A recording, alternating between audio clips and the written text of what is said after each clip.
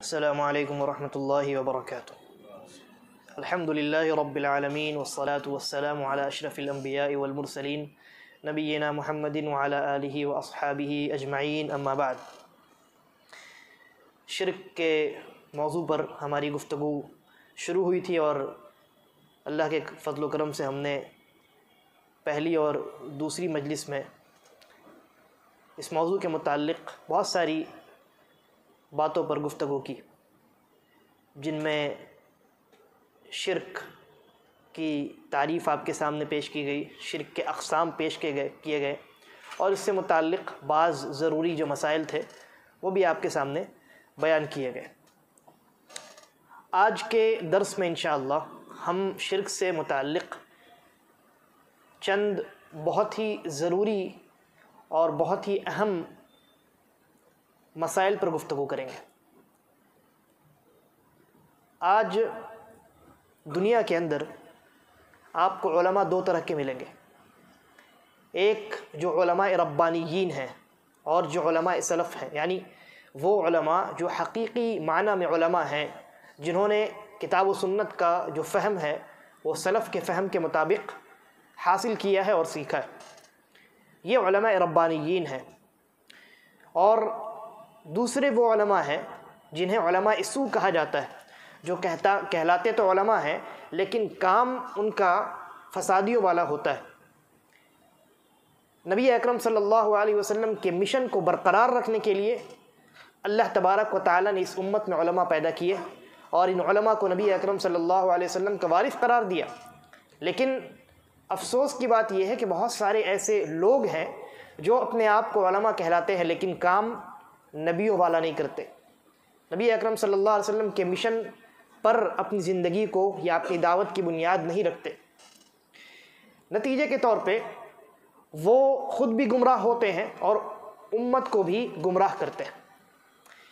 ان گمراہیوں میں سے ایک بہت بڑی گمراہی یہ ہے شرک کے تعلق سے، شرک کے باب میں ہے تو بہت ساری گمراہیاں، لیکن شرک کے باب میں ایک بہت بڑی گمراہی یہ ہے، اس کو آپ مغالطہ بھی کہہ سکتے ہیں، وہ یہ ہے کہ لوگ بہت سارے ایسے اعمال انجام دیتے ہیں جو حقیقی معنی میں شرک ہیں، جو حقیقت میں شرک ہیں، جیسے قبروں کے پاس جا کر کے ان سے دعائیں مانگنا، ان کا طواف کرنا، ان کو سجدے کرنا، ان سے اپنی حاجات کا سوال کرنا وغیرہ وغیرہ۔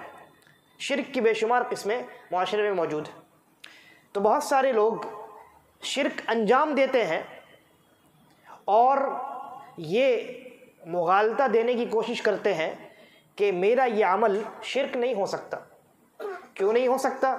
کہتے ہیں کیونکہ نبی اکرم صلی اللہ علیہ وسلم نے ہمیں یہ بتلا دیا ہے کہ اس امت میں شرک اب واقع نہیں ہوگا۔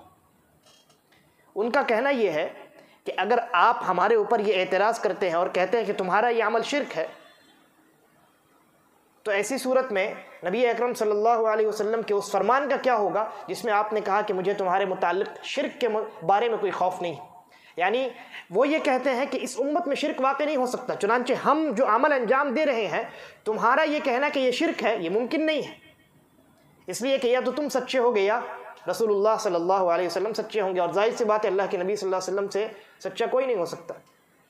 تو وہ یہ مغالطہ دیتے ہیں اور کہتے ہیں کہ اس امت میں شرک واقع نہیں ہو سکتا، لہذا تم جو اپنی دعوت کی بنیاد شرک اور توحید پر رکھتے ہو، توحید کی دعوت دیتے ہو، شرک سے لوگوں کو ڈراتے ہو، اور تمہاری جو دعوت ہوتی ہے اس میں عام طور سے تمہاری سب سے زیادہ جو قوت صرف ہوتی ہے وہ شرک سے لوگوں کو بچانے میں ہوتی ہے، توحید سکھلانے میں ہوتی ہے، یہ سب بیکار۔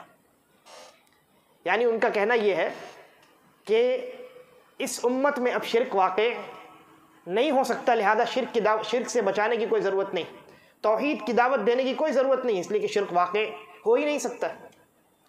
تو آئیے ہم دیکھتے ہیں کہ نبی اکرم صلی اللہ علیہ وسلم نے اس تعلق سے ہمارے سامنے کیا تعلیمات رکھی، اور پھر اس کے بعد ان لوگوں کی جو دلائل ہیں، یا یہ کہہ لیجئے کہ ان کے پاس جو دلیل ہے کل ملا کر کے ایک یا دو ہے، تو ہم ان کے پاس جو سب سے بڑی دلیل ہے اس دلیل پر ہم انشاءاللہ گفتگو کریں گے۔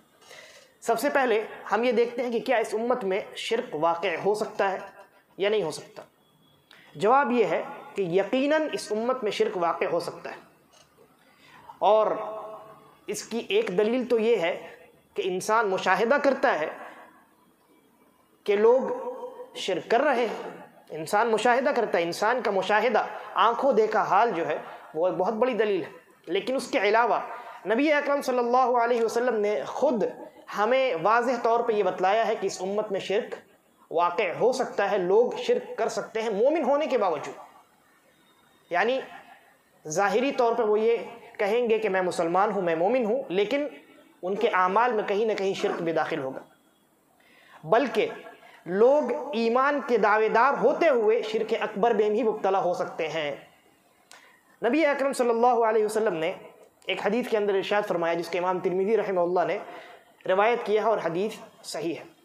آپ فرماتے ہیں کہ لا تقوم الساعہ حتی تلحق قبائل من امتی بالمشرکین، فرمایا کہ قیامت اس وقت تک قائم نہیں ہو سکتی یہاں تک کہ میری امت کے کچھ لوگ، میری امت کے کچھ قبائل، کچھ گروہ مشرکین سے جا ملے۔ قیامت قائم نہیں ہو سکتی یہاں تک کہ میری امت کے کچھ لوگ مشرکین سے نہ جا ملے۔ یعنی یہ یقینی ہے کہ قیامت سے پہلے پہلے اس امت کے بہت سارے لوگ مشرکین سے جا ملیں گے، ان کے طریقے کو اختیار کریں گے۔ مشرکین کا طریقہ کیا ہے؟ شرک والا طریقہ ہے ان کا۔ آگے مزید ارشاد فرمایا، مزید وضاحت کرتے ہوئے کہا وَحَتَّى يَعْبُدُ الْأَوْثَانِ، کیا فرمایا؟ اور یہاں تک کہ اوثان کہتے ہیں ان چیزوں کو جن کی اللہ کے علاوہ عبادت کی جاتی ہے۔ ایک ہے اصنام، جو صنم کی جمع ہے، یہ بت جو انسان تراشتا ہے اس کو صنم کہتے ہیں، اس کی جمع اصنام۔ اور ایک ہے وثن جس کی جمع اوثان ہے، یہ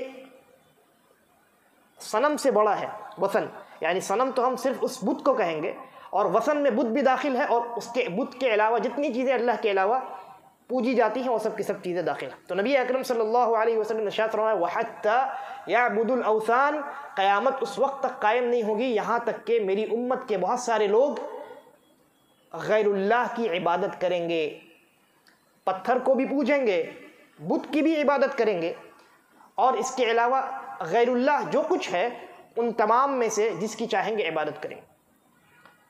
یہ حدیث اس بات پر بہت واضح دلیل ہے کہ اس امت میں شرک داخل ہو سکتا ہے، اس امت کے لوگ شرک میں مبتلا ہو سکتے ہیں۔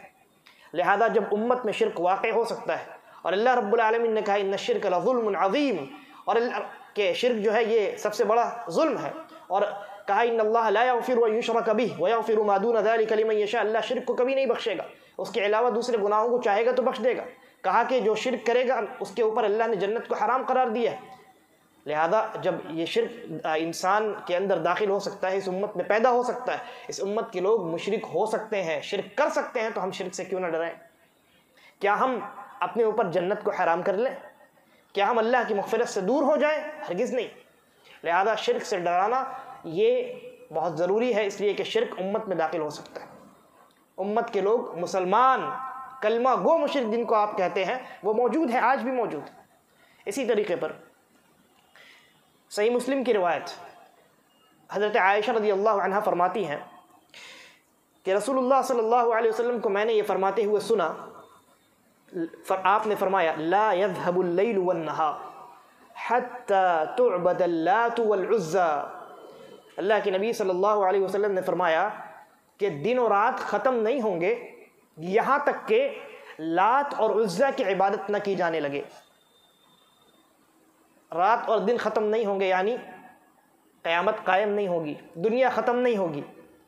دنیا کے ختم ہونے سے پہلے پہلے، رات اور دن کے نظام کے درہم برہم ہونے سے پہلے پہلے اس امت میں بہت سارے لوگ ایسے ہوں گے جو لات اور عزیٰ کی عبادت تک کریں گے۔ آج ہمارے یہاں بت بہت سارے ہیں، غیر اللہ جن کی عبادت کی جاتی ہے بہت سارے ہیں۔ نبی اکرم صلی اللہ علیہ وسلم کے زمانے میں بھی بہت سارے تھے، ان میں سے ایک لات تھا اور ایک عزیٰ تھا۔ نبی اکرم صلی اللہ علیہ وسلم کا زمانہ ختم ہوا، لات اور عزیٰ ختم ہو گئے، لیکن اللہ کے نبی صلی اللہ علیہ وسلم نے یہ پیشنگوئی فرمائی ہے کہ زمانہ اتنا خراب ہوگا اور شرک اپنی اتنی بدترین صورت میں امت کے اندر موجود ہوگا کہ لوگ پھر سے اسی زمانے جاہلیت کی جانب لوٹ جائیں گے اور لات اور عزیٰ تک کی عبادت کرنے لگیں گے۔ کیا یہ دونوں حدیثیں اس بات پر واضح اور بین دلیل نہیں ہے کہ اس امت میں شرک واقع ہو سکتا ہے؟ اور اگر شرک واقع ہو سکتا ہے تو ہم کیا اپنے آپ کو شرک میں پڑنے سے نہ بچائیں؟ کیا ہم اپنے آپ کو اور اپنے بھائیوں کو اور اپنے ساتھیوں کو، اپنے احباب و اقارب کو شرک میں پڑنے سے نہ بچائیں؟ لہذا جب تک ہم شرک کو واضح نہیں کریں گے، شرک سے لوگوں کو ڈرائیں گے نہیں اور توحید کی دعوت کو عام نہیں کریں گے، شرک ہمارے اندر داخل ہوتا رہے گا اور بہت ممکن ہوگا، یہ ہمارے درمیان اس بات کا امکان بہت زیادہ ہوگا کہ ہم میں سے کوئی نہ کوئی کسی نہ کسی طریقے سے شرک کے گڑھے میں گر جائے۔ اب آئیے، جو لوگ یہ کہتے ہیں کہ اس امت میں شرک واقع نہیں ہو سکتا، اچھا وہ کیوں کہتے ہیں؟ وہ اس لیے کہتے ہیں تاکہ اپنے شرکیہ اعمال کو وہ خراب ہونے سے بچا سکے، یا یہ کہہ لیجئے اپنے شرکیہ اعمال کو باطل ہونے سے بچا سکے۔ جب کوئی انسان کوئی شرکیہ عمل کرے اور کوئی دوسرا انسان امر بالمعروف اور نہی عن المنکر پر عمل کرتے ہوئے اسے ٹوکے کہ تمہارا یہ عمل شرک ہے، بچائے اس کو شرک میں واقع ہونے سے، تو سامنے والا انسان جواب دے کہ یہ شرک ہو ہی نہیں سکتا، یہ تو عین عبادت ہے، اس لیے کہ اللہ کے نبی نے کہا شرک واقع نہیں ہو سکتا۔ بہت سارے آپ کو ایسے علماء ملیں گے آج بازار میں جو کھلم کھلا یہ جملے دہراتے ہیں اور ہماری دعوت کے اوپر طنز کرتے ہیں کہ تمہاری دعوت پوری بیکار ہے، بکواس ہے، اس لیے کہ تم نے اپنی دعوت کی بنیاد جس چیز پر رکھی ہے اس چیز کا خوف امت کو نہیں۔ جن میں خاص کر کے جو صوفی علماء ہیں، جو بریلوی علماء ہیں، جیسے طاہر القادری صاحب اور بھی بہت سارے ہیں، طاہر القادری صاحب جو پاکستان کے رہنے والے، اور ان کے علاوہ اسی طریقے پر نام مجھے ابھی یاد نہیں ہے، کئی ہیں، چہرے سے واقف ہوں لیکن نام سے واقف نہیں، بہرحال، اور ان کی ویڈیوز برابر لوگ بھیجتے رہتے ہیں کہ انہوں نے ایسی بات کہی، انہوں نے ایسی بات کہی۔ تو اس طرح کے لوگ آپ کو برابر ملیں گے جو اس طرح کا نعرہ لگائیں گے کہ شرک کی جانب، توحید کی جانب بلانے کی ضرورت نہیں ہے، شرک سے ڈرانے کی ضرورت نہیں، اور اس پر وہ حدیث پیش کرتے ہیں، دلیل پیش کرتے ہیں، اور ایک صحیح حدیث پیش کرتے ہیں۔ حدیث کون سی ہے سب سے پہلے وہ دیکھتے ہیں۔ وہ کہتے ہیں کہ نبی اکرم صلی اللہ علیہ وسلم نے، متفق علیہ روایت ہے صحیح بخاری اور صحیح مسلم کی، اللہ کے نبی صلی اللہ علیہ وسلم نے صحابہ کو مخاطب کیا اور ارشاد فرمایا کہ وَإِنِّي وَاللَّهِ مَا أَخَافُ عَلَيْكُمْ أَن تُشْرِكُوا بَعْدِي، کہا کہ اللہ کی قسم مجھے اس بات کا خوف نہیں ہے کہ تم میرے بعد شرک کرو گے، وَلَكِنْ أَخَافُ عَلَيْكُمْ أَن تَنَافَسُوا فِيهَا، لیکن مجھے اس بات کا خوف ہے کہ میرے بعد تم دنیا کے معاملے میں ایک دوسرے سے مسابقہ اور ایک دوسرے سے آگے بڑھنے کی کوشش میں لگ جاؤ گے۔ یہ روایت وہ پیش کرتے ہیں۔ اس روایت سے استدلال کیسے کرتے ہیں؟ کہتے ہیں اللہ کے نبی صلی اللہ علیہ وسلم نے صحابہ کو مخاطب کر کے کیا فرمایا کہ مجھے اب تمہارے متعلق شرک میں پڑنے کا کوئی خدشہ نہیں، مجھے اس بات کا خوف نہیں ہے اسلام کے آ جانے کے بعد کہ اب تم لوگ شرک میں مبتلا ہوگے، اس بات کا خوف نہیں۔ ہاں، اس بات کا ضرور خوف ہے کہ دنیا میں تم پڑ جاؤ گے، دنیا کی محبت، دنیا کے فتنے میں، اور دنیا کی جو رونقیں ہیں، ان تمام چیزوں میں تم ملوث ہو سکتے ہو، لیکن جہاں تک بات رہی شرک کی تو ایسی صورت میں شرک میں تم مبتلا نہیں ہوگے۔ لہذا جب اللہ کے نبی صلی اللہ علیہ وسلم نے صاف صاف یہ کہہ دیا کہ تم میرے بعد شرک میں مبتلا نہیں ہوگے، مجھے اس بات کا خوف نہیں ہے کہ تم شرک میں مبتلا ہو جاؤ، یعنی تم شرک میں مبتلا نہیں ہوگے، کیونکہ اگر ہوتے تو مجھے خوف ہوتا، مجھے خوف نہیں ہے یعنی تم شرک میں مبتلا نہیں ہوگے۔ جب اللہ کے نبی نے یہ کہہ دیا کہ مجھے خوف نہیں ہے تو پھر آپ کون ہوتے ہیں خوف کھانے والے؟ وہ اس طریقے سے استدلال کرتے ہیں، گمراہ کرنے کی کوشش کرتے ہیں، اور ایسا اس لیے کیونکہ حدیث کو وہ فہم سلف پر نہیں سمجھتے، حدیث کو فہم علماء کی روشنی میں نہیں دیکھتے۔ محدثین نے اس کی جو تشریح پیش کی ہے وہ اس تشریح کے بجائے اپنی منمانی تعبیر، اپنی منمانی تفسیر اور تشریح پیش کرتے ہیں۔ ورنہ اگر کوئی انسان دیگر احادیث کو بھی دیکھ لے تو اس حدیث کا جو صحیح اور متعین معنی ہے وہ بہت واضح ہو جائے۔ سب سے پہلے ہم یہ دیکھتے ہیں کہ اس حدیث کو علماء نے کس معنی میں لیا ہے۔ محدثین نے یہ روایت کہاں کی ہے؟ صحیح بخاری اور صحیح مسلم کی۔ چلیے صحیح مسلم کو چھوڑ دیتے ہیں، صرف صحیح بخاری کو لیتے ہیں۔ صحیح بخاری کی شرح کرنے والے علماء بہت ہیں، درجنوں ہیں، بہت سارے علماء نے، محدثین نے، شراح الحدیث نے صحیح بخاری کی شرح لکھی ہے۔ ان میں سے چند کو میں ذکر کرتا ہوں کہ انہوں نے اس حدیث کا کیا معنی بیان کیا۔ چنانچہ صحیح بخاری کی سب سے مشہور شرح کون سی ہے؟ فتح الباری۔ کس کی ہے؟ جی، صحیح بخاری کی سب سے مشہور شرح فتح الباری ہے، جو حافظ ابن حجر العسقلانی رحمہ اللہ کی۔ حافظ ابن حجر العسقلانی رحمہ اللہ اس حدیث کی شرح کرتے ہیں۔ حدیث کیا ہے؟ واللہ ما اخاف علیکم ان تشرکوا بعدی، کہ مجھے خوف نہیں ہے کہ تم میرے بعد شرک کرو گے۔ حافظ ابن حجر العسقلانی رحمہ اللہ لکھتے ہیں ای علی مجموعکم، کیا فرمایا؟ ای علی مجموعکم، یعنی مجھے تم تمام پر یہ خوف نہیں ہے، پوری امت میری ایک ساتھ گمراہی پر جمع نہیں ہو سکتی، پوری کی پوری امت ایک ساتھ شرک میں ملوث نہیں ہو سکتی۔ ایسا نہیں ہو سکتا کہ جس طریقے سے دوسرے انبیاء، قیامت کے دن آپ نے سنا ہوگا بہت سارے ایسے انبیاء ہوں گے جن کی امتی میں ایک فرد بھی نہیں ہوگا، یعنی ان کی پوری امت شرک میں مبتلا ہو گئی۔ تو اللہ کے نبی نے کہا میری پوری امت ایسا نہیں کرے گی، مجھے یہ خوف نہیں ہے کہ میری پوری امت شرک میں ملوث ہو جائے۔ ای علی مجموعکم۔ اسی طریقے پر یہ تو ابن حجر ہیں، یہ ان کو بہت سارے لوگ شافعی کہتے ہیں، لیکن یہ مجتہد تھے۔ بہرحال ایک حنفی عالم ہے، انہوں نے بھی صحیح بخاری کی شرح لکھی ہے، علامہ عینی الحنفی، وہ بھی یہی جملہ کہتے ہیں ای علی مجموعکم۔ عمدۃ القاری ہے صحیح بخاری کی ان کی شرح، اس میں بھی یہی جملہ فرماتے ہیں ای علی مجموعکم۔ اس حدیث میں نبی اکرم صلی اللہ علیہ وسلم نے جو بیان فرمایا ہے کہ مجھے تمہارے اوپر خوف نہیں ہے، یعنی تم سب کے اوپر ایک ساتھ یہ خوف نہیں ہے کہ تم سب کے سب شرک میں ملوث ہو جاؤ گے۔ بعض افراد ہو سکتے ہیں، جیسا کہ دوسری روایات سے واضح ہے، جیسا کہ میں نے ابھی بیان کیا۔ اسی طریقے پر امام النووی رحمہ اللہ، یہ کون ہے؟ یہ شافعی ہیں، یہ کیا فرماتے ہیں؟ فَإِنَّ مَعْنَاهُ الْإِخْبَارُ بِأَنَّ أُمَّتَهُ تَمْلِكُ خَزَائِنَ الْأَرْضِ وَقَدْ وَقَعَ ذَلِكَ۔ اس حدیث میں اس بات کی خبر دی گئی ہے کہ میری امت، یہ جو امت ہے یہ زمین کے خزانے کو حاصل کر لے گی۔ اور اس کے بعد کہا وَأَنَّهَا لَا تَرْتَدُّ جُمْلَةً، وَأَنَّهَا لَا تَرْتَدُّ جُمْلَةً، یعنی تمام کی تمام امت یکبارگی مرتد نہیں ہو سکتی، تمام کی تمام امت یکبارگی شرک اور کفر میں مبتلا نہیں ہو سکتی۔ اسی طریقے اور آگے فرماتے ہیں وَقَدْ عَصَمَهَا اللَّهُ تَعَالَى مِنْ ذَلِكَ، اللہ رب العالمین نے اس امت کو یکبارگی ایک بار میں شرک اور کفر میں یا ارتداد میں ملوث ہونے سے بچا لیا ہے۔ آگے بڑھتے ہیں، دوسرے امام ہیں امام القسطلانی، امام القسطلانی رحمہ اللہ، انہوں نے صحیح بخاری کی شرح لکھی ہے جس کا نام ہے ارشاد الساری۔ اس میں وہ فرماتے ہیں ما اخاف، اس حدیث کا معنی بیان کرتے ہوئے کہتے ہیں ما اخاف علی جمیعکم الاشراک، کہ مجھے تم سب پر، پوری امت پر یکبارگی اس بات کا خدشہ نہیں ہے کہ تم شرک میں ملوث ہو جاؤ گے، شرک انجام دو۔ آگے بڑھتے ہیں امام الکرمانی رحمہ اللہ، جن کی شرح ہے کوكب الدراری، انہوں نے لکھا وَأَنَّهَا لَا تَرْتَدُّ جُمْلَةً وَقَدْ عَصَمَهَا مِنْ ذَلِكَ۔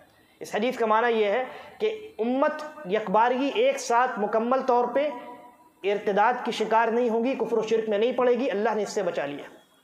اسی طریقے پر امام السیوطی رحمہ اللہ فرماتے ہیں ای علی مجموعکم لأن ذلك وقع من البعض، کہتے ہیں اس حدیث کا معنی یہ ہے ای علی مجموعکم، مجھے تم سب پر خوف نہیں ہے، ایک ساتھ یکبارگی تم شرک میں مبتلا ہو جاؤ۔ کیوں؟ لأن ذلك وقع من البعض، اس لیے کہ بعض لوگوں سے واقع ہوا ہے شرک، بعض لوگ شرک میں مبتلا ہوئے ہیں، لہذا اس حدیث کا یہ معنی لینا کہ کوئی امت کا کوئی فرد شرک میں ملوث نہیں ہو سکتا، یہ عین مشاہدے کے خلاف ہے، پھر حدیث جھوٹی ہو جائے گی، لہذا اس کا صحیح معنی لینا واجب ہے۔ اور یہ جو امام سیوطی کا قول ہے یہ ان کی شرح صحیح بخاری کی ہے، التوشیح شرح الجامع الصحیح۔ اسی طریقے پر شافعی امام ہے زکریا الانصاری، زکریا الانصاری الشافعی رحمہ اللہ، بڑے امام گزرے ہیں، انہوں نے بھی اپنی کتاب منحۃ الباری جو صحیح بخاری کی شرح ہے اس کے اندر بھی یہی جملہ لکھا، کہا اخاف علی جمیعکم الاشراک۔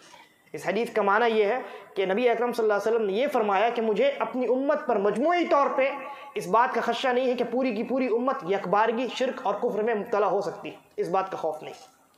آپ نے دیکھا یہ کل ملا کر کے میں نے صرف اور صرف 7 حوالے نقل کیے، ورنہ صحیح بخاری کی شروحات بہت زیادہ ہیں، اور پھر اس کے علاوہ صحیح مسلم کی دیکھ لیجئے، وہاں بھی بہت سارے علماء آپ کو ملیں گے۔ پھر یہ حدیث جو ہے صرف صحیح بخاری اور صحیح مسلم کے اندر نہیں ہے، دیگر کتب حدیث کے اندر بھی ہے، اس کی جو شروحات ہے آپ اٹھا کر کے دیکھ لیجئے، ایک ایسا محدث اور شارح بھی نہیں ہے جس نے اس حدیث سے یہ استدلال کیا ہو، اہل السنہ والجماعہ کا ایک ایسا محدث یا شارح بھی نہیں ہے جنہوں نے یہ استدلال کیا ہو اس حدیث سے کہ اس حدیث کا یہ معنی ہے کہ اس امت میں شرک ہو ہی نہیں سکتا، لہذا جن چیزوں کو، جن اعمال کو تم شرک کہتے ہو وہ شرک نہیں۔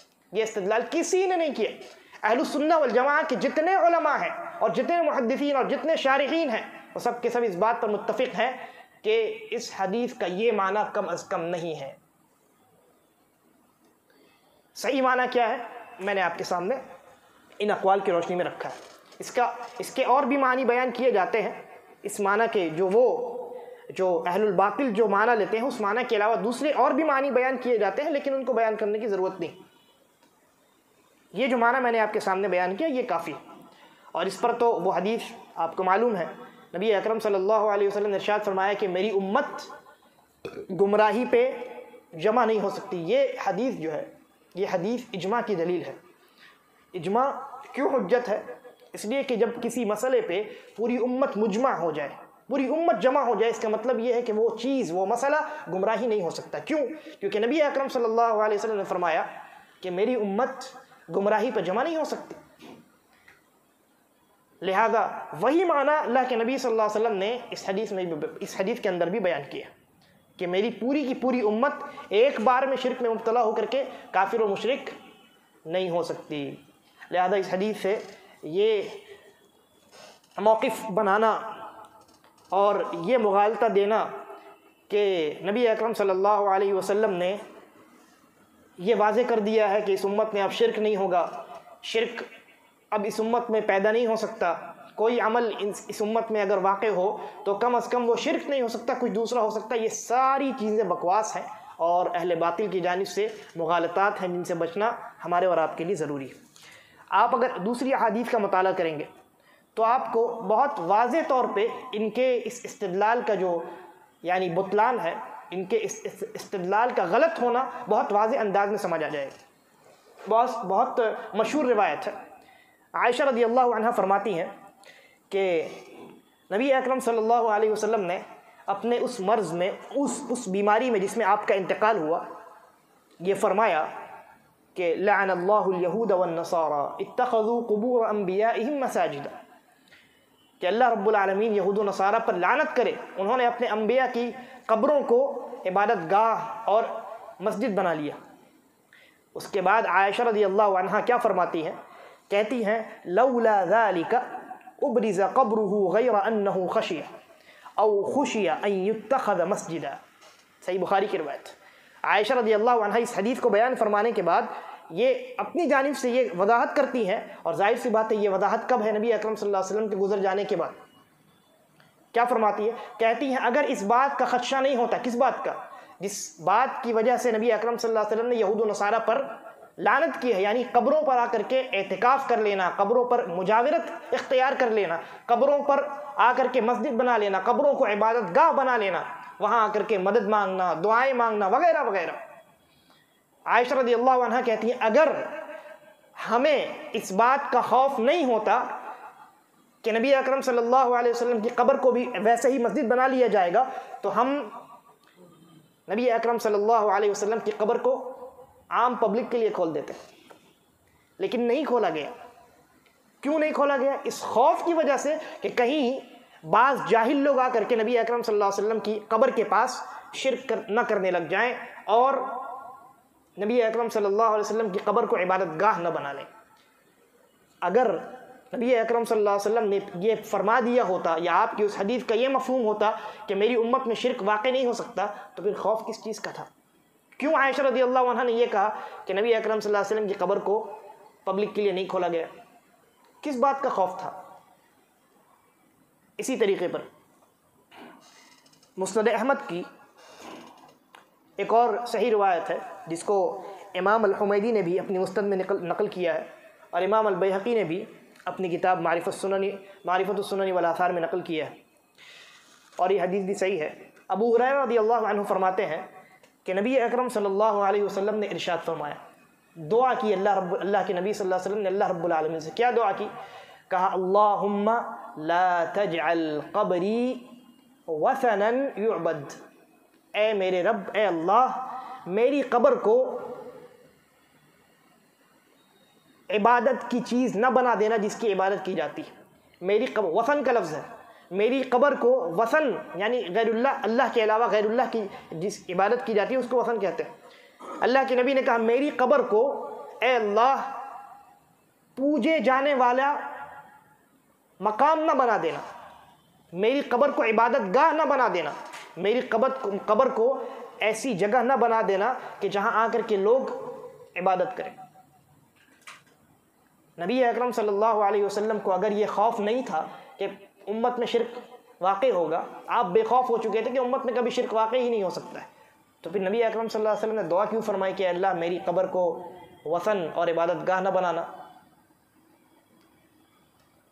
یہ حدیث تو اس بات پر دلیل ہے کہ نبی اکرم صلی اللہ علیہ وسلم کو اتنا زیادہ خوف تھا کہ آپ نے اللہ سے دعا فرمائی، آپ نے اللہ سے دعا فرمائی ہے کہ اپنے صحابہ کو تو نصیحت جو کرنی تھی وہ کی ہوگی آپ نے، اور جیسا کہ بہت ساری روایات ہیں آپ نے نصیحت کی ہے کہ میری شان میں اس قدر غلو نہ کرنا جس طریقے سے عیسیٰ ابن مریم کی شان میں غلو کیا گیا، اس طرح کی بہت ساری روایات، لیکن اسی پر اکتفا نہیں کیا نبی اکرم صلی اللہ علیہ وسلم نے، بلکہ اللہ تبارک و تعالیٰ سے دعا فرمائی کہ اے اللہ میرے بعد میری قبر کو وثن نہ بنانا، پوجی جانے والی چیز نہ بنانا۔ یہ اس بات کی واضح اور بین دلیل ہے کہ امت میں شرک واقع ہو سکتا ہے، امت میں شرک واقع ہو سکتا ہے، مسلمان کہلانے والا شخص شرک میں ملوث ہو سکتا ہے، جب ہو سکتا ہے تو اس کو اس سے بچانا ضروری ہے کہ نہیں، توحید سمجھانا ضروری ہے کہ نہیں؟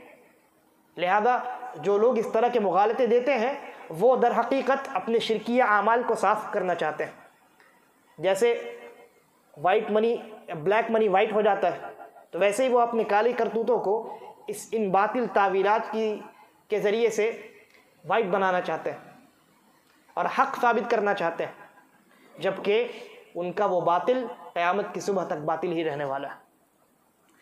اچھا، شرک کے تعلق سے آپ نے جتنی باتیں سنی کہ شرک کی تعریف کیا ہے، شرک کیسے واقع ہوتا ہے، شرک کے واقع ہونے کے اسباب کیا ہیں، اور شرک کی کون کون سی قسمیں ہیں، اور یہ بھی آپ نے سنا کہ اس دنیا میں شرک کیسے پیدا ہوا تھا۔ نوح علیہ السلام کی قوم میں شرک پہلی مرتبہ پیدا ہوا تھا، اس سے پہلے شرک کا نام و نشان نہیں تھا، لیکن نبی اکرم صلی اللہ علیہ وسلم کی جب بعثت ہوئی، آپ جانتے ہیں مکہ کے لوگ بلکہ جزیرۃ العرب کے لوگ کفر اور شرک میں مبتلا تھے، چنانچہ نبی اکرم صلی اللہ علیہ وسلم توحید کی روشنی لے کر کے آئے اور شرک اور بدعت اور اس طرح کے جتنے خرافات ہیں ان تمام کو آپ نے ختم کر دیا۔ یعنی نبی اکرم صلی اللہ علیہ وسلم کی بعثت کے ساتھ ساتھ شرک اس دنیا سے اگر نہ کہیں تو یہ کہہ سکتے ہیں کہ شرک کم از کم جہاں جہاں نبی اکرم صلی اللہ علیہ وسلم کی دعوت پہنچی وہاں سے ختم ہو گیا، اور جو امت بنی نبی اکرم صلی اللہ علیہ وسلم کی، جو امت صحابہ کی شکل میں بنی، وہ امت کم از کم شرک سے پاک صاف تھی۔ نبی اکرم صلی اللہ علیہ وسلم نے ارشاد فرمایا خیر القرون قرنی، میرا زمانہ بہترین زمانہ، ہر اعتبار سے بہترین زمانہ ہے، ثم الذین یلونہم ثم الذین یلونہم، پھر اس کے بعد کا زمانہ یعنی صحابہ کا زمانہ، پھر اس کے بعد کا زمانہ یعنی تابعین کا زمانہ۔ یہ تین زمانے ہیں، ایک نبی کا زمانہ، دوسرا صحابہ کا زمانہ، تیسرا صحابہ کے شاگردوں کا زمانہ یعنی تابعین کا زمانہ۔ یہ تین زمانے سب سے بہترین زمانے ہیں، اور جب یہ بہترین زمانے ہیں تو ان بہترین زمانوں میں بدترین شرک داخل نہیں ہو سکتا۔ یعنی نبی اکرم صلی اللہ علیہ وسلم کے زمانے میں اور صحابہ کے زمانے میں صحابہ کے درمیان شرک موجود نہیں تھا، دوسرے مقامات پہ تھا، دوسرے علاقوں میں تھا، لیکن صحابہ کے درمیان جنہوں نے نبی اکرم صلی اللہ علیہ وسلم کا کلمہ پڑھا تھا، کلمہ توحید کا اقرار کیا تھا، ان کے درمیان جو مومنین اور مسلمین تھے اس زمانے میں، ان میں شرک نہیں تھا۔ سوال یہ ہے کہ اگر ان میں شرک نہیں تھا اور ہم انہی کے ماننے والے ہیں، اسی نبی کے امتی ہیں جس نے آ کر کے شرک کی تاریکیوں کو ختم کیا اور توحید کی روشنی پھیلائی، تو آج معاشرے میں اور دنیا میں جو شرک نظر آتا ہے یہ کہاں سے آیا؟ اس کو جاننے کے لیے آپ کو شرک کی تاریخ جاننی پڑے گی۔ دیکھیے، نبی اکرم صلی اللہ علیہ وسلم نے حضرت عمر رضی اللہ عنہ کو فتنے کا دروازہ قرار دیا۔ کیا مطلب؟ یعنی نبی اکرم صلی اللہ علیہ وسلم نے اس بات کی جانب اشارہ دیا کہ حضرت عمر رضی اللہ عنہ کی زندگی جب تک باقی رہے گی امت میں کوئی فتنہ سر نہیں اٹھا سکتا، لیکن جیسے ہی حضرت عمر رضی اللہ عنہ کی زندگی ختم ہوگی فتنے کا دروازہ کھل جائے گا۔ حضرت عمر رضی اللہ عنہ کا زمانہ اگر آپ دیکھیں تو اس زمانے میں مسلمانوں کو اللہ تبارک و تعالی نے بہت ترقی عطا کی، فتوحات پر فتوحات کا سلسلہ دراز ہوتا گیا، اور جو بڑی بڑی حکومتیں تھیں، روم اور فارس کی حکومتیں، ان دونوں حکومتوں پر مسلمانوں کا قبضہ ہو گیا۔ یہ حکومتیں اہل فارس اور اہل روم، یہ جو دونوں حکومتیں تھیں، یہ بہت شان و شوکت والی حکومتیں تھیں، بہت مال و دولت والی حکومتیں تھیں، اپنے آپ کو بہت اعلیٰ تصور کرتی تھی، اور خاص کر کے اہل العرب کو حقیر تصور کرتی تھی۔ ان کی یہ سوچ تھی کہ یہ جو عرب کے لوگ ہیں یہ چرواہے ہیں، بدو ہیں، جاہل ہیں، کچھ نہیں جانتے، اور ان کے پاس نہ سلیقہ ہے، نہ تہذیب ہے، نہ زبان ہے، نہ لکھنا پڑھنا جانتے ہیں، کچھ نہیں، نہ مال و دولت ہے۔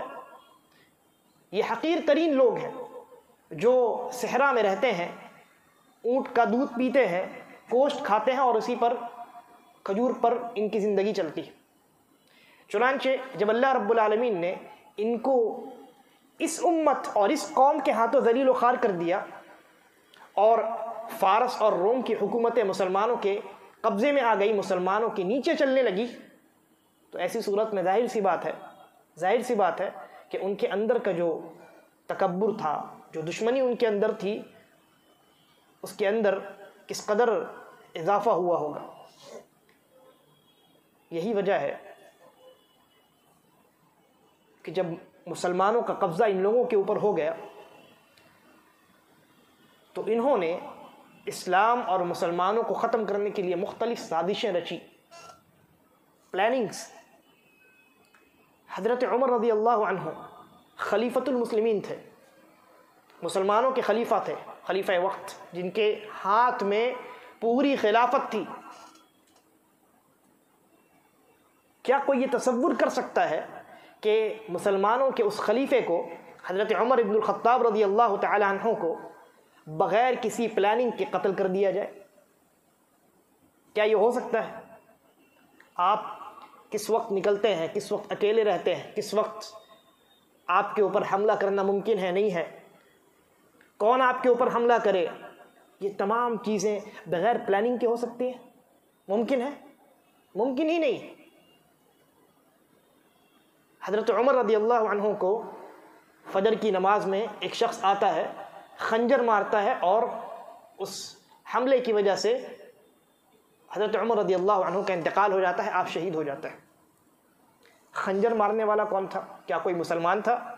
نہیں۔ کون تھا؟ جی، وہ کون تھا؟ مجوسی تھا۔ مجوسی جس کی حکومت، جس کے لوگ مسلمانوں کے نیچے زندگی گزار رہے تھے، اسلامی حکومت کے نیچے، اسلامی حکومت کے تحت، اور ذلت اور خوار، یعنی کہ ذلیل ہو کر کے اور حقیر ہو کر کے مسلمانوں کی حکومت کے انڈر میں زندگی گزار رہے تھے۔ چنانچہ حضرت عمر رضی اللہ عنہ کا قتل یہ ایک سازش تھی، ایک بہت بڑے پلاننگ کے بعد اس سازش کو انجام دیا گیا تھا، اس عمل کو انجام دیا گیا تھا۔ ظاہری طور پہ ہم کو یہ معلوم ہے کہ مارنے والا مجوسی تھا، لیکن جتنے اہل کفر ہوتے ہیں ان سب کے پیٹ ملے ہوئے ہوتے ہیں، مارنے والا مجوسی تھا، لیکن اس پلاننگ میں کتنے لوگ شریک تھے یہ آپ نہیں کہہ سکتے۔ اور یہی وجہ ہے کہ حضرت عمر رضی اللہ عنہ کے بعد قتل کا سلسلہ رکا نہیں۔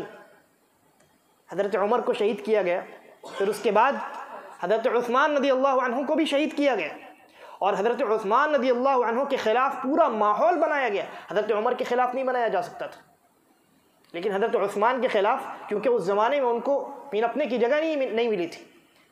حضرت عثمان کے زمانے میں ان کو پنپنے کی جگہ ملی، سازش کرنے کی جگہ ملی، چنانچہ اس طرح کے جتنے لوگ تھے انہوں نے آپس میں مل جل کر کے اور مسلمانوں میں گھس کر کے اپنے آپ کو مسلمان ظاہر کر کے مسلمانوں کے عقیدے کو خراب کرنا شروع کیا۔ مسلمانوں کے اندر سے اسلام کو، ان کا یہ مقصد تھا کہ ختم ہو جائے اسلام، کیونکہ وہ یہ جانتے تھے، اس حقیقت سے آشنا تھے کہ مسلمانوں کو آج جو ترقی ہمارے اوپر ملی ہے وہ صرف اور صرف اسلام اور ان کے عقیدے کی وجہ سے۔ اگر ان کا عقیدہ نیست و نابود کر دیا جائے، ان کا اسلام ان سے چھین لیا جائے یا ان کے اسلام کو بگاڑ دیا جائے، توحید کو ختم کر دیا جائے، پھر سے ان کو جاہلیت کے دور میں لوٹا دیا جائے، تو یہ جو ترقی ان کو ملی ہے یہ بھی ختم ہو جائے گی۔ لہذا انہوں نے سازشیں کی، اور آپ جانتے ہیں یہودی تو مسلمانوں کے پہلے سے دشمن ہیں۔ یہودیوں نے نبی اکرم صلی اللہ علیہ وسلم کو قتل کرنے کی سازش رچی، لیکن اللہ تبارک و تعالیٰ نے آپ کے اوپر وحی نازل کی اور آپ بچ گئے۔ کئی ایسے واقعات، یہودیوں نے مسلمانوں کے ساتھ مصالحت کی اور پھر اس کے بعد عہد کو توڑ دیا۔ آپ جانتے ہیں بنو قریظہ کا جو واقعہ ہے۔ بہرحال تو یہودی تو پہلے سے مسلمانوں کے دشمن ہیں۔ اب جب فتوحات کا سلسلہ دراز ہوا تو اہل فارس اور اہل روم، مجوسی حضرات اور یہودی تو تھے ہی پہلے سے، نصرانی اور بت پرست جتنے لوگ تھے وہ سب کے سب اسلام اور مسلمانوں کے کیا ہو گئے؟ دشمن ہو گئے۔ اب ان تمام کا مقصد یہ ہوا کہ اسلام کو ختم کیا جائے، مسلمانوں کو ختم کیا جائے، یا کم از کم ان کے دین کے اندر اس قدر بگاڑ پیدا کیا جائے کہ اللہ تبارک و تعالیٰ کی رحمت اور اللہ کی نصرت ان سے جاتی رہے۔ لہذا آہستہ آہستہ یہ اس سازش کا اثر دکھنا شروع ہوا۔ حضرت عمر کو انہوں نے شہید کر دیا، حضرت عثمان رضی اللہ عنہ کو بھی شہید کر دیا، اور پھر اس کے بعد حضرت عثمان رضی اللہ عنہ کے جو شہید کیا، حضرت عثمان رضی اللہ عنہ کی شہادت کے بعد انہیں بہت آسانی کے ساتھ اپنا جو مقصد ہے وہ پورا کرنے کا موقع ہاتھ آ گیا۔ ایک شخص تھا جو حقیقت میں یہودی تھا، لیکن اس نے مسلمانوں کے عقیدے کو بگاڑنے کے لیے اسلام کا روپ دھارا، مسلمان اپنے آپ کو ظاہر کیا اور مسلمانوں کے درمیان گھس گیا۔ اس کا نام کیا تھا؟ عبداللہ ابن سبا۔ عبداللہ ابن سبا یہی وہ شخص ہے، یاد رکھیے، علماء نے صراحت کے ساتھ لکھا ہے، یہی وہ شخص ہے عبداللہ ابن سبا جس نے اس امت میں سب سے پہلے اللہ تبارک و تعالیٰ کے ساتھ شرک کی۔ کون؟ عبداللہ ابن سبا۔ کیسے شرک کیا؟ اس نے حضرت عثمان رضی اللہ عنہ کو قتل کروایا تھا، وہی تھا اس سازش کے پیچھے۔ حضرت عثمان رضی اللہ عنہ کے خلاف جو مسلمانوں کے درمیان اندر جو تحریک چلائی گئی، ان کے خلاف مسلمانوں کو جو بھڑکایا گیا، یہی شخص تھا۔ اب حضرت عثمان رضی اللہ عنہ کی شہادت ہو گئی، اب اس نے مسلمانوں کے درمیان داخل ہو کر کے شرک کی ابتدا کی۔ کیسے کی؟ اس نے حضرت علی رضی اللہ عنہ کا سہارا لیا۔ حضرت علی رضی اللہ عنہ کی شان میں اس قدر غلو کیا، اس قدر غلو کیا کہ انہیں ڈائریکٹ اللہ سے ملا دیا، بلکہ یہاں تک کہا کہ دنیا کے اندر جو کچھ ہوتا ہے وہ اللہ کی مرضی سے نہیں بلکہ علی رضی اللہ عنہ کی مرضی سے ہوتا ہے۔ یہاں تک کہا کہ دنیا کے اندر انسان جب زندگی گزار کر کے قیامت کے دن جائے گا اور قیامت کے دن جو حساب و کتاب ہوگا وہ حساب و کتاب در حقیقت علی رضی اللہ عنہ لیں گے، اللہ رب العالمین نہیں لے گا۔ یعنی علی رضی اللہ عنہ کو معبود بنا دیا۔ خود حضرت علی موجود ہیں، آپ کا انتقال نہیں ہوا ابھی، حضرت علی کی زندگی میں بہت سارے ایسے لوگ اس کے بھڑکانے کی وجہ سے ایسے پیدا ہوئے کہ جنہوں نے حضرت علی رضی اللہ عنہ کو کھلم کھلا کہا کہ آپ ہی معبود ہیں، ہم آپ کو معبود مانتے ہیں، آپ کو اللہ مانتے ہیں۔ نتیجے کے طور پہ علی رضی اللہ عنہ نے ان کو سزا بھی دی، آگ حکم دیا کہ ان کو بہت سمجھایا بجھایا, مختلف قسم کی سزائیں دی, لیکن نہیں مانے. آخر میں حضرت علی رضی اللہ عنہ نے ان کو قتل کرنے کا حکم دیا, اور قتل کرنے کا حربہ طریقہ یہ استعمال کیا کہ ان کو جلا دیا جائے. شیطان نے انہیں گمراہی کے دلدل میں اس قدر ملوث کر دیا تھا, اس قدر ڈبا دیا تھا کہ جب علماء نے لکھا ہے کہ جب یہ جل رہے تھے تب بھی انہوں نے یہی کہا کہ اب تو ہمیں پختہ یقین ہو چکا ہے کہ علی ہی الہ ہے, اس لیے کہ جلانے کا عذاب اللہ دیتا ہے جہنم کی شکل میں. تو عبداللہ ابن سبا اس نے حضرت علی رضی اللہ عنہ کی شان میں غلو کیا, اور حضرت عثمان رضی اللہ عنہ کو جو شہید کروایا تھا, مسلمانوں کو جو بھڑکایا تھا, حضرت علی ہی رضی اللہ عنہ کا نام لے کر کے بھڑکایا تھا. لوگوں کے درمیان اس نے سفر کیا, مختلف علاقوں کا سفر کیا, لوگوں کو اہل بیت اور حب علی کے نام سے بہکایا, کہا کہ خلافت کا جو حق ہے وہ اہل بیت کا ہے, حضرت علی کا ہے, حضرت علی کے رہتے ہوئے عثمان کیسے خلیفہ بن سکتے ہیں.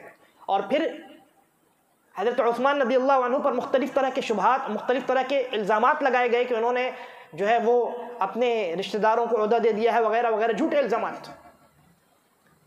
اس کے بعد اس نے اب حضرت علی رضی اللہ عنہ کے نام سے شروع, کیونکہ اس نے یہ تحریک شروع کی تھی, لہذا حضرت علی رضی اللہ عنہ کے شان میں غلو کرنا شروع کیا, اور اس قدر بڑھایا کہ ان کو معبود بنا دیا اور الہ بنا دیا. اس کے بعد اس نے یہ جو تحریک شروع کی تھی, یہ تحریک بہت زور شور سے امت کے درمیان پھیل گئی. کیوں؟ اس لیے کہ یہ تحریک حب اہل بیت کے نام سے شروع کی گئی تھی. نبی اکرم صلی اللہ علیہ وسلم کے گھرانے والے, ان کی یقیناً ان سے ہمیں محبت ہے, اہل بیت سے ہمیں محبت ہے, حضرت علی رضی اللہ عنہ سے ہمیں محبت ہے. بھلا جس سے رسول اللہ صلی اللہ علیہ وسلم محبت کا اعلان کرے اور ہم اپنے دل میں ان کے خلاف بغض رکھیں, ہم کیسے مومن ہو سکتے ہیں؟ لہذا ایمان کا یہ تقاضا ہے کہ انسان علی رضی اللہ عنہ سے محبت رکھے, اہل بیت سے محبت رکھے. لیکن اہل بیت کون ہیں؟ بہرحال اس پر تو بعد میں بات ہوگی. یہ جو لوگ ہیں یہ اہل بیت میں سے, اللہ کے نبی صلی اللہ علیہ وسلم کے گھرانے والوں میں سے بہت سارے لوگوں کو خارج کر دیتے ہیں اپنی مرضی سے. کہتے ہیں اللہ کے نبی صلی اللہ علیہ وسلم کی جو بیویاں ہیں, ازواج مطہرات ہیں, امہات المؤمنین ہیں, وہ اہل بیت میں شمار نہیں ہوتی. اہل بیت میں کون لوگ آتے ہیں؟ علی رضی اللہ عنہ آتے ہیں, حضرت حسن اور فاطمہ وغیرہ, ان لوگوں کو داخل کرتے ہیں. یقیناً یہ لوگ داخل ہیں, لیکن آپ نے کس دلیل کی بنیاد پر نبی اکرم صلی اللہ علیہ وسلم کی بیویوں کو, بلکہ جن میں سے بعض کا نکاح اللہ تبارک و تعالیٰ نے عرش کے اوپر پڑھایا تھا, آپ نے ان کو نبی اکرم صلی اللہ علیہ وسلم کے گھرانے والوں سے خارج کر دیا؟ کیسی بے تکی بات. بہرحال تو انہوں نے حب اہل بیت کے نام سے, اور حب اہل بیت سے مراد حضرت علی اور حضرت فاطمہ اور حضرت حسن و حسین وغیرہ ہے. تو ان کی محبت کے نام پہ لوگوں کو بہکانا اور بھڑکانا شروع کیا. نتیجے کے طور پہ آخر میں جا کر کے حضرت علی رضی اللہ عنہ کو الہ بنا دیا, معبود بنا دیا. اور یہ تحریک جس نے حضرت عثمان رضی اللہ عنہ کی خلافت کے وقت شروع ہوئی تھی, یہ تحریک اور یہ سازش یا یہ فکر پھیلتی چلی گئی. اسی عبداللہ ابن سبا یہودی کی اتباع کرنے والوں کو ہم روافض کہتے ہیں. روافض کون ہیں؟ حضرت یہ جو منافق ہے عبداللہ ابن سبا, اس کی اور اس کے عقیدے کی اتباع کرنے والوں کو روافض کہتے ہیں, جو حب اہل بیت میں اس قدر اندھے ہو جاتے ہیں کہ انہیں اللہ کے برابر ٹھہرا دیتے ہیں اور اللہ رب العالمین کے ساتھ شرک کرتے ہیں. تو سب سے پہلے شرک کس نے کیا؟ عبداللہ ابن سبا یہودی نے. اس کے بعد اب روافض نے اس کی اتباع شروع کی. وہی فکر روافض کی شکل میں اور ان کے مختلف فرقوں کی شکل میں ہمارے سامنے آئی. آپ جانتے ہیں روافض جن کو ہم شیعہ کہتے ہیں, ان کے بہت سارے فرقے ہیں. اس میں باطنیہ ہے, اسماعیلیہ ہے, اور اسی طریقے بہت سارے فرقے ہیں. ان تمام فرقوں میں باطنیہ اور اسماعیلیہ بہت خطرناک ہے. ان کے درمیان, انہی کے درمیان یہ عقیدہ پایا جاتا ہے کہ علی رضی اللہ عنہ معبود ہے, علی رضی اللہ عنہ اس پوری کائنات کے چلانے والے مدبر ہے, خالق و مالک ہے. اسماعیلیہ یہ روافض کا بہت خطرناک فرقہ ہے. ان لوگوں نے اپنے فکر کو پھیلانے کے لیے, اپنے فکر کو رواج بخشنے کے لیے اب اہل السنہ میں سری طور پہ, مخفی طور پہ اپنے عقیدوں کو پھیلانا شروع کیا. انہی لوگوں نے ایک کتاب لکھی جس میں 50 مقالات جمع کیے. اس کتاب کا نام ہے رسائل اہل الاخوان، رسائل اہل الصفا، رسائل اہل الصفا. اس کتاب کے مصنف کون ہے نہیں معلوم. اس کتاب کے لکھنے والے کون ہیں؟ کسی ایک آدمی کا بھی نام نہیں، جبکہ اس کتاب کے اندر 50 مقالات. کیا یہ ممکن ہے کہ ایک کتاب جس کے اندر 50 الگ الگ مقالات ہو اور اس کے مصنف نامعلوم ہو؟ کیا یہ ممکن ہے؟ ممکن ہی نہیں. آج کے زمانے میں ممکن ہی نہیں. ان لوگوں نے یہ کتاب لکھی سری طور پہ، مصنف کا نام چھپا دیا. بعض علماء نے کچھ نام ذکر کیے ہیں لیکن وہ یقینی طور پہ نہیں. تو ان لوگوں نے کتاب لکھی اور اس کتاب کے اندر اپنے تمام تر شرکیات کو، کفریات کو انہوں نے جمع کر دیا. آپ کو معلوم ہے اس کتاب کے اندر انہوں نے کیا لکھا؟ دیکھیے کس طریقے سے جاہلیت کے زمانے کی جانب دوبارہ مسلمانوں کو لے جانا چاہتے ہیں. اس میں انہوں نے مختلف جو مقالات لکھے ان میں یہ لکھا، یہ کانسیپٹ پیش کرنے کی کوشش کی کہ نبی اکرم صلی اللہ علیہ وسلم کفار مکہ کے درمیان، مشرکین مکہ کے درمیان آئے تھے، اور وہ لوگ کیا کرتے تھے؟ قرآن میں اللہ نے کیا کہا؟ وہ بتوں کی عبادت کرتے تھے اور یہ کہتے تھے کہ ہم بتوں سے اللہ کی قربت چاہتے ہیں، ہم ان کی عبادت اس لیے کرتے ہیں تاکہ ہم اللہ سے کیا ہو جائیں؟ قریب ہو جائیں. انہوں نے یہ لکھا کہ نبی اکرم صلی اللہ علیہ وسلم کی بعثت کا مقصد یہ تھا کہ یہ لوگ ان بتوں کے ذریعے سے اللہ کا تقرب چھوڑ دیں اور انبیاء اور صالحین کے ذریعے سے اللہ کا تقرب اختیار کریں. کیونکہ بت یہ تو پتھر ہے، بے جان ہے، اس کے اندر تو جان بھی نہیں ہے. انبیاء اور اولیاء یہ اللہ کے نیک اور صالح بندے ہوتے ہیں، یہ اللہ سے بہت قریب ہوتے ہیں حقیقی معنوں میں. لہذا اللہ سے قریب ہونے کے لیے ہمیں ان کا وسیلہ اور واسطہ لینا پڑے گا. سوال یہ ہے کہ آپ نے نیا کیا کیا؟ اللہ تک تو ڈائریکٹ پہنچایا ہی نہیں، وہی واسطہ باقی رہا. بہرحال تو انہوں نے اپنے اس رسالے کے اندر اس طرح کا کانسیپٹ پیش کرنے کی کوشش کی اور سری طور پہ، مخفی طور پہ اس کو اہل سنت کے درمیان رائج کرنا شروع کیا. اور آہستہ آہستہ کر کے ان کے جو افکار ہیں وہ اہل سنت کے درمیان رواج پانے لگے. امام ابن تیمیہ رحمہ اللہ لکھتے ہیں کہ ان کے جو افکار تھے، یعنی عبداللہ ابن سبا کے ماننے والے جو لوگ تھے اور روافظ اور ان کے اندر جتنے فرقے ہوئے، ان کے جو افکار و عقائد تھے یہ مسلمانوں کے اندر یعنی یکلخت داخل نہیں ہو گئے کہ افکار پیدا ہوئے اور فوراً داخل ہو، بلکہ آہستہ آہستہ داخل ہوئے. جب تک بنو عباس کی خلافت رہی، جب تک بنو عباس کی خلافت رہی تب تک شرک یا ان کے جو افکار و عقائد تھے یہ مسلمانوں کے اندر داخل نہیں ہو پائے، اپنا سکہ نہیں جما پائے. افکار رائج تھے لیکن اس قدر مضبوطی کے ساتھ مسلمانوں کے اندر ان کے افکار و عقائد رواج نہیں پا سکے. لیکن جب بنو عباس کی خلافت کا زوال شروع ہوا اور آہستہ آہستہ کر کے ان کی خلافت ختم ہو گئی، تو اس کے بعد جو خلافت آئی خاص کر کے 3 صدی ہجری کے بالکل اخیر میں، اور اس وقت جس کی حکومت تھی مسلمانوں کے درمیان اس کا نام تھا مقتدر. یہ مسلمانوں کا خلیفہ تھا. اس نے جب حکومت کو اپنے ہاتھ میں لیا تو اس کے زمانے میں یہ جو افکار و عقائد تھے روافظ کے، اس کو پنپنے کا بہت موقع ملا، کیونکہ بنو عباس کے بعد جو خلافت آئی تھی وہ بنو فاطمہ کی تھی اور مقتدر غالباً انہی کے سلسلے میں ایک خلیفہ ہے. لہذا ان کے زمانے میں ان کے افکار و عقائد مسلمانوں کے درمیان پھیلنے پھولنے لگے اور حکومتی سطح پہ اس کو رواج دیا گیا. اور یہ باتیں میں جو بتا رہا ہوں یہ ایسے ہی ہوا کی بات نہیں، بلکہ جن علماء نے تاریخ کی کتابیں لکھی ہیں ان علماء نے ان تمام باتوں کو اپنی کتابوں میں الگ الگ مقامات پر ذکر کیا.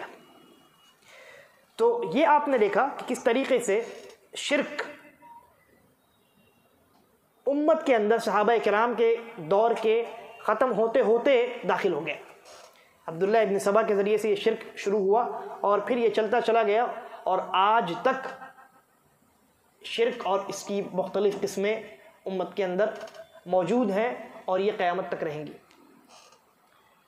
ایک طرف تو یہ ہوا، ایک طرف حب علی اور حب اہل بیت کے نام پر شرک جو شروع ہوا تھا وہ چلتا چلا گیا، اور آج تک اس کے اثرات باقی ہیں۔ شرک کی جتنی قسمیں ہیں وہ سب اسی جانب لوٹتی ہیں، اکثر شرک کی جو قسمیں ہیں وہ اسی جانب لوٹتی ہیں، اسی یعنی انہی افکار و عقائد کے نتیجے میں آج شرک کی یہ تمام قسمیں آپ کو دیکھنے میں مل رہی ہیں۔ یہ ایک طرف کی بات ہوئی۔ دوسری طرف کی بات یہ ہوئی کہ صحابہ رضی اللہ عنہم کا دور جب ختم ہو رہا تھا، حضرت عبداللہ ابن عمر اور عبداللہ ابن عباس رضی اللہ عنہما کا زمانہ تھا، وہ اخیر زمانہ یعنی صغار صحابہ جو ہیں ان کا جو زمانہ تھا، اس زمانے میں امت کے اندر بہت سارے فتنے پیدا ہوئے یا بہت سارے گمراہ عقائد والے لوگ پیدا ہوئے، اور میں ابھی بتاؤں گا کہ وہ عقائد انہوں نے کہاں سے لیے۔ حضرت عبداللہ ابن عمر اور عبداللہ ابن عباس رضی اللہ عنہما کے زمانے میں کچھ لوگ ایسے پیدا ہوئے جنہوں نے تقدیر کا انکار کیا، کہا کہ تقدیر کوئی چیز نہیں، اللہ نے کچھ نہیں لکھا، انسان جو کچھ کرتا ہے وہ اپنی مرضی سے کرتا ہے، تقدیر کا انکار کر دیا۔ اور آگے جا کر کے انہی لوگوں نے اس بات کا بھی انکار کیا کہ انسان جو اعمال انجام دیتا ہے ان اعمال کا خالق اللہ نہیں ہے بلکہ انسان خود ہے۔ تقدیر کا جو انکار کرنے والے لوگ ہیں ان میں سب سے پہلے، یا یہ کہہ لیجئے کہ اس بدعت کو سب سے پہلے جس شخص نے امت کے درمیان پیدا کیا اس شخص کا نام تھا معبد الجوہنی۔ معبد الجوہنی۔ پھر اس کے بعد اس فکر کو اس کے شاگرد غیلان الدمشقی نے اپنے استاد سے حاصل کیا۔ حضرت ابن عمر اور ابن عباس رضی اللہ عنہما کے پاس بعض لوگ آئے اور کہا کہ ایسے ایسے لوگ پیدا ہوئے ہیں تقدیر کا انکار کرتے ہیں۔ حضرت عبداللہ ابن عمر اور ابن عباس رضی اللہ عنہما نے سخت نکیر فرمائی، اور آپ نے صحیح بخاری کی روایت حدیث جبرائیل کے نام سے جو روایت ہے جس کی میں نے شرح بھی کی ہے، حدیث جبرائیل کے اندر یہ جو پوری حدیث ہے آپ کو جو آج دیکھنے کو ملتی ہے، در حقیقت اس کا پس منظر کیا ہے؟ بعض لوگ آئے تھے اور آ کر کے انہوں نے ابن عمر رضی اللہ عنہما سے تقدیر کے متعلق سوال کیا تھا، جس کے جواب میں ابن عمر رضی اللہ عنہما نے حدیث جبرائیل پڑھ کر کے سنائی تھی، اور یہ کہا تھا جن لوگوں نے تقدیر کا انکار کیا ان کے تعلق سے ابن عمر رضی اللہ عنہما نے یہ کہا تھا کہ ان سے کہہ دینا کہ میں ان سے بری ہوں اور وہ مجھ سے بری ہیں، اور یہ بھی کہہ دینا کہ اگر وہ احد پہاڑ کے برابر بھی سونا اللہ کے راستے میں خرچ کریں تو اللہ تبارک و تعالی قبول کرنے والا نہیں۔ تو سب سے پہلے انہوں نے تقدیر کا انکار کیا، اور تقدیر کے انکار سے بہت ساری چیزوں کا انکار لازم آتا ہے۔ گویا انہوں نے اس بات کا انکار کر دیا کہ اللہ تبارک و تعالیٰ کو کسی چیز کا علم نہیں ہے، تقدیر نہیں لکھا گیا، کسی چیز کا علم نہیں ہے۔ اس بات کا انکار کر دیا کہ اللہ رب العالمین کو جب علم نہیں ہے تو اللہ رب العالمین کے یہاں اللہ رب العالمین کی صفات میں حکمت نام کی کوئی چیز نہیں۔ تقدیر کے انکار سے بہت ساری چیزوں کا انکار لازم آتا ہے۔ اچھا،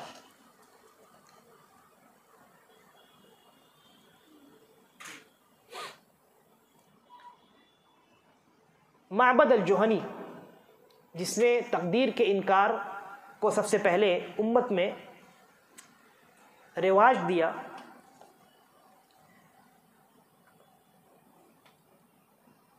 اس کے بعد جعد ابن درہم یا درہم اس کا فتنہ پیدا ہوا۔ اس نے اس سے بھی بڑا کام کیا۔ جعد ابن درہم اس نے کیا کیا؟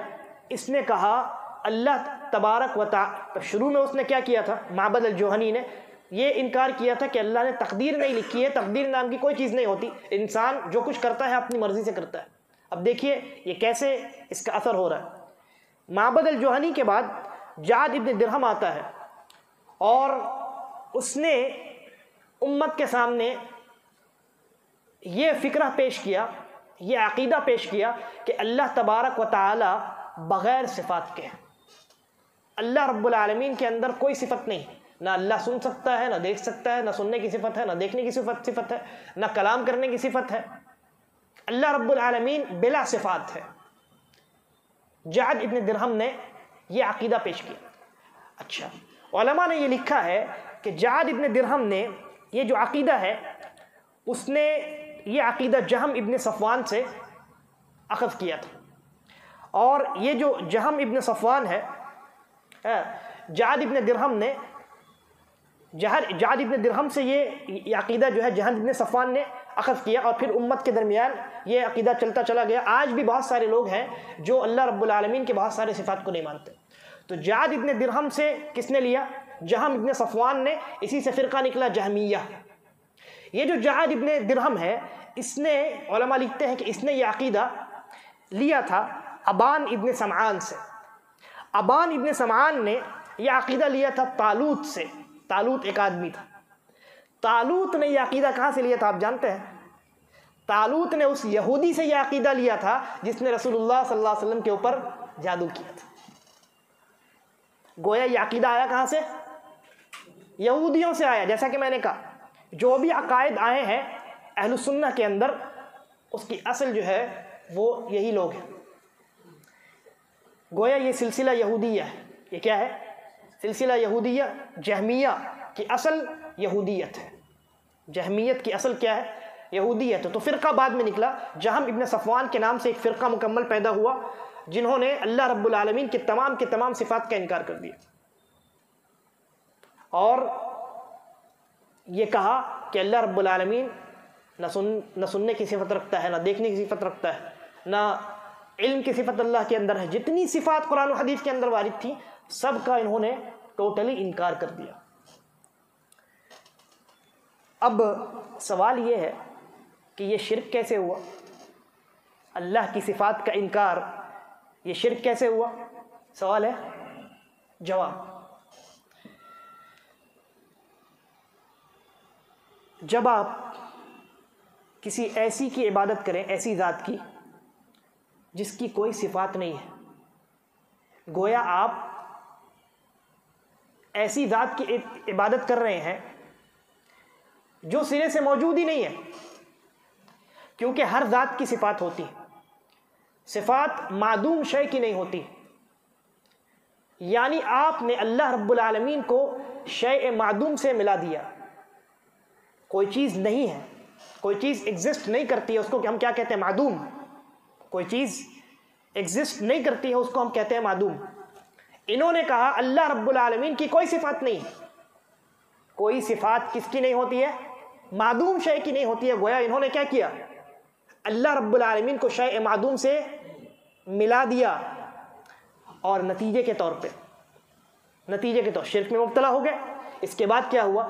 جب اللہ رب العالمین کے اندر نہ رحمت کی صفت ہے، نہ مغفرت کی صفت ہے، نہ اللہ جانتا ہے، نہ اللہ کلام کرتا ہے، نہ اللہ دیکھتا ہے، نہ اللہ سنتا ہے، تو ایسی صورت میں کوئی بندہ کیسے اس کی عبادت کر سکتا ہے؟ کوئی اگر دعا کرے اے اللہ میری مغفرت فرما دے، اور ساتھ ساتھ یہ بھی کہے کہ اللہ کے اندر سننے کی صفت نہیں ہے، تو سوال یہ ہے کہ کس کو سنا رہے ہو؟ کس کو سنا رہے ہو؟ کوئی یہ کہے کہ اللہ مجھے بخش دے، میرے اوپر رحمت کا نزول کر، اور ساتھ ساتھ یہ بھی کہے کہ اللہ کے اندر رحمت کی صفت نہیں، کس سے رحمت کا سوال کر رہے؟ ان لوگوں نے اپنے پیر پہ کلہاڑی ماری۔ اللہ کی صفات کے انکار کا یہ نتیجہ ہوتا ہے۔ اور اس کے بعد جو ہے یہ چلتا چلا گیا، جہمیت یہ ایک بہت بڑا فرقہ بنا، اور اس کے اثرات آج بھی مسلمانوں کے اندر موجود ہیں۔ میں ابھی اس پر آ رہا ہوں۔ اس کے بعد یہ تو جہمیت کا فتنہ ایک ہوا۔ اس کے بعد ایک دوسرا فتنہ پیدا ہوا جس کو اعتزال کا فتنہ کہتے ہیں، اور اس کو پیدا کرنے والا تھا واصل ابن عطا۔ اس نے کیا کیا؟ یہ جہمیت سے متاثر ہوا۔ جہمیت سے کیا ہوا؟ متاثر ہوا، ان کی باتوں سے، ان کے عقائد سے، ان کے افکار سے متاثر ہوا، اور اس نے پھر نئے افکار کو جنم دیا۔ اس نے اپنی سمجھ کی بنیاد یا اپنے فکر کی بنیاد رکھی عقل پر، اور ساتھ ساتھ یہ ان کتابوں سے بھی متاثر ہوا جو فن فلسفہ میں لکھی گئی تھی اور نئی ترجمہ ہو کر کے عربی میں آئی تھی۔ اس نے ان کتابوں کو پڑھا، اور ظاہر سی بات ہے جو فلسفی جتنے لوگ ہیں سب کے سب کافر مشرک ہیں، سب کے سب ملحد ہیں۔ ان میں ہر طرح کے لوگ آپ کو ملیں گے، ملحد بھی ملیں گے، قبر پرست بھی ملیں گے اور آپ کو کافر و مشرک سب کچھ ملے گا۔ تو اس نے جہمیت سے تاثر لیا، اور وہ کتابیں جو فلسفے میں لکھی گئی تھیں جب وہ ترجمہ ہو کر کے عربی میں آئی، اس نے وہاں سے بھی تاثر لیا، اور ان دونوں تاثر کو ملا کر کے اس نے ایک نیا فرقہ پیدا کیا، ایک نیا راستہ نکالا جس کو ہم اعتزال کہتے ہیں، اور اس راستے پر چلنے والوں کو کیا کہتے ہیں؟ معتزلی۔ اس نے کیا کیا؟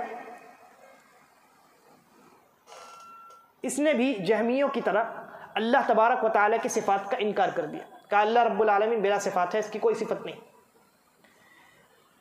اور مزید جب آپ نے صفات کا انکار کر دیا ہے، یعنی اللہ رب العالمین کے اندر خلق کی صفت بھی نہیں ہے، اللہ کے اندر پیدا کرنے کی جو صفت ہے وہ بھی نہیں ہے، ہر صفت کا اس نے انکار کیا، جہمیوں نے انکار کیا، اور یہ جہمیوں سے متاثر ہے۔ چنانچہ اس نے ایک قدم آگے بڑھ کر کے کہا کہ اللہ تبارک و تعالی بندوں کے افعال کو پیدا کرنے والا نہیں۔ یہ کہنے کی جرت تو نہیں ہوئی کہ بندوں کو اللہ نہیں پیدا کرنے والا ہے، اس سے تھوڑا سا نیچے گیا یہ، اور اس نے یہ کہا کہ بندے جو اعمال انجام دیتے ہیں ان اعمال کو اللہ رب العالمین نے پیدا نہیں کیا، اور نہ ہی اللہ رب العالمین کو پہلے سے معلوم ہے کہ انسان یہ عمل فلاں وقت میں انجام دے گا۔ ان کا کہنا ہے کہ جب انسان عمل انجام دیتا ہے اس وقت اللہ کو علم ہوتا ہے کہ بندے نے یہ عمل انجام دیا۔ دیکھ رہے ہیں کس طریقے سے صفات کے انکار کا نتیجہ ظاہر ہو رہا ہے۔ تو انہوں نے یہ کہا کہ اللہ رب العالمین جو ہے وہ بندوں کے افعال کو، اعمال کو پیدا کرنے والا نہیں، بندے خود اپنے اعمال کو پیدا کرنے والے ہیں۔ یعنی کیا کیا؟ اللہ رب العالمین سے صفت خلق کا انکار کیا، اللہ رب العالمین سے صفت خلق کی نفی کی، اور بندے کو خالق قرار دیا۔ شرک ہوا نا، بلکہ شرک کی کتنی بدترین قسم ہو رہی۔ اللہ کو کہا کہ اللہ خالق نہیں ہے، اور بندے کو کہا کہ بندہ خود خالق ہے۔ یہ تو ملانا نہیں، یہ تو اور اوپر پہنچا دینا ہوا، اللہ سے اوپر پہنچا دینا ہوا، یہ شرک کی بدترین صورت۔ اور وہ آیات اور وہ احادیث جن میں اس بات پر واضح دلائل موجود تھے کہ اللہ رب العالمین ہی تمام چیزوں کو پیدا کرنے والا ہے، بندوں کے افعال، بندوں کے اعمال بھی اللہ نے تخلیق کی ہیں، ان کی باطل تعویلات پیش کی۔ نتیجے کے طور پہ بہت سارے علماء نے اس موضوع پر باضابطہ کتابیں لکھی، مستقل کتابیں لکھی، جن میں ایک کتاب امام بخاری رحمہ اللہ کی ہے۔ کون سی کتاب ہے؟ خلق و افعال العباد۔ امام بخاری رحمہ اللہ کی ایک مستقل کتاب ہے جس میں انہوں نے مختلف دلائل سے یہ ثابت کیا ہے کہ بندے کے افعال کو اللہ تبارک و تعالی ہی پیدا کرنے والا ہے، بندہ خود اپنے افعال کا خالق نہیں ہے۔ اب سب سے پہلے جہمیت کا فتنہ نکلا، پھر اس سے اعتزال کا فتنہ نکلا۔ اب دیکھیے اعتزال کے فتنے سے ایک نیا فتنہ نکل رہا ہے۔ ایک شخص ہے ابن کلاب، کیا نام ہے؟ ابن کلاب۔ اس نے جہمیت سے متاثر ہو کر کے، اعتزال سے متاثر ہو کر کے ایک نیا راستہ نکالا، اور اس نے کیا کام کیا؟ اس نے وہ جو اعتزال کا جو مذہب تھا اس مذہب کو تھوڑا سا فنش کیا، تو تھوڑا سا کیا بولتے ہیں اس کو، پالش کیا۔ مذہب اعتزال کو اس نے پالش کیا، ترتیب دیا، تہذیب کیا، اس کو سجا سنوا کر کے امت کے سامنے پیش کیا۔ یہ ہے مذہب اعتزال۔ اس آدمی کا نام تھا ابن کلاب، اور اسی کے نام سے ایک فرقہ ہے کلابیہ۔ کلابیہ، یہاں ایک لطیفہ آپ کے سامنے بیان کر دوں کہ ہندوستان کے ایک اہل حدیث کے بڑے عالم ہیں، انہوں نے ایک کتاب لکھی ایک دیوبندی عالم کے رد میں، اور اس میں انہوں نے یہ لفظ ذکر کیا کہ آپ لوگ جو ہے یہ آپ لوگ کلابیہ، فرقہ کلابیہ کے ماننے والوں میں سے۔ تو وہ جو دیوبندی عالم تھے وہ بھی بڑے عالم، پائے کے عالم، انہوں نے اس کلابیہ کو کلابیہ سمجھ لیا اور کہا کہ آپ نے ہمیں کتا کہہ دیا۔ کلب اردو میں، عربی میں کتے کو کہتا ہے، کلابیہ کو انہوں نے کیا پڑھ لیا؟ کلابیہ، اور کہا کہ آپ نے ہمیں کلابیہ کہا، آپ نے ہمیں کتا کہا ہے۔ در حقیقت کلابیہ ایک فرقہ ہے جو ابن کلاب کے نام سے پیدا ہوا، اور یہ در حقیقت اس کی اصل کیا ہے؟ اعتزال۔ معتزلی ہی جو ہے انہی کو جب پالش کر دیا گیا اور ترتیب کے ساتھ ان کے مذہب کو جب پیش کیا گیا تو وہی جو مذہب ہے، وہی جو طریقہ فرقہ ہے، اسی کو فرقہ کلابیہ کہا گیا۔ اچھا، اس نے ایک دوسرا کام یہ بھی کیا، ایک تو اس نے اعتزال کا جو فرقہ ہے اس کو مہذب کیا، مرتب کیا، اور یہ کوشش کی کہ اس کو اہل السنہ والجماعہ کے عقیدے سے قریب لایا جائے، ٹان گھسیٹ کر کے تھوڑا سا قریب لایا جائے، تاکہ جو علماء اہل السنہ والجماعہ کے ہیں وہ بھی مذہب اعتزال کو اختیار کر سکے اور جو رد وہاں سے آتا ہے وہ رد بند ہو جائے. لیکن ظاہر سی بات ہے کامیاب انسان ہو ہی نہیں سکتا. اگر کامیابی کہیں ہے تو وہ اہل السنہ والجماعہ کے عقیدے میں ہے، ان کے منہج میں ہے، ان کے طریقے میں ہے. ان کے علاوہ جتنے طریقے ہیں اور جتنے راستے ہیں وہ سب کے سب گمراہی کے راستے ہیں. چنانچہ اس نے یہ طریقہ اختیار کیا، یہ کام کیا، لیکن اس میں وہ کامیاب ظاہر سی بات ہے نہیں ہو پایا. اس کے بعد ایک دوسرے شخص کا ظہور ہوتا ہے اسی فرقے میں، فرقہ کلابیہ میں، جن کو ہم امام الاشعری کہتے ہیں. امام ابو الحسن الاشعری. امام ابو الحسن الاشعری جو ہیں رحمہ اللہ، انہوں نے سب سے پہلے تو ایک معتزلی ہے جبائی المعتزلی، پہلے اس کی اتباع کی، لیکن جب دیکھا کہ اس کے اندر تو بہت بڑی بڑی گمراہیاں ہیں تو وہ پلٹ کر کے ابن کلاب کے طریقے پہ آ گئے، جس نے مذہب اعتزال کو اہل سنہ والجماعہ کے قریب کرنے کی کوشش کی تھی. تو در حقیقت آج جو لوگ اپنے آپ کو اشعری کہتے ہیں وہ در حقیقت اشعری نہیں ہیں بلکہ وہ کلابی ہیں. اسی لیے اہل حدیث عالم نے کیا لکھا تھا؟ آپ لوگ کلابی ہیں، آپ لوگ کلابی ہیں. امام اشعری نے کس کی اتباع کی، کس کے مذہب پر جو ہے وہ اپنی بنیاد رکھی اپنے افکار کی؟ ابن کلاب کے مذہب پر. لہذا امام اشعری کی جانب جو لوگ کہتے ہیں کہ ہم عقیدے میں اشعری ہیں، کہتے ہیں نا ہندوستان میں جو احناف ہیں وہ کیا کہتے ہیں؟ ہم عقیدے میں سلفی نہیں ہیں، عقیدے میں ہم صحابہ کو نہیں مانتے، حتیٰ کہ عقیدے میں امام ابو حنیفہ کو بھی نہیں مانتے، کہتے ہیں ہم امام اشعری کو مانتے ہیں، تو ہم اشعری ہیں عقیدے میں. در حقیقت وہ اشعری نہیں ہیں، در حقیقت وہ کلابی ہیں. ابن الکلاب معتزلی اور مذہب اعتزال کا جو مہذب ہے وہ اس کے ماننے والے ہیں. بہرحال امام اشعری بھی جو ہے وہ مذہب اعتزال سے متاثر تھے، اور اس کے بعد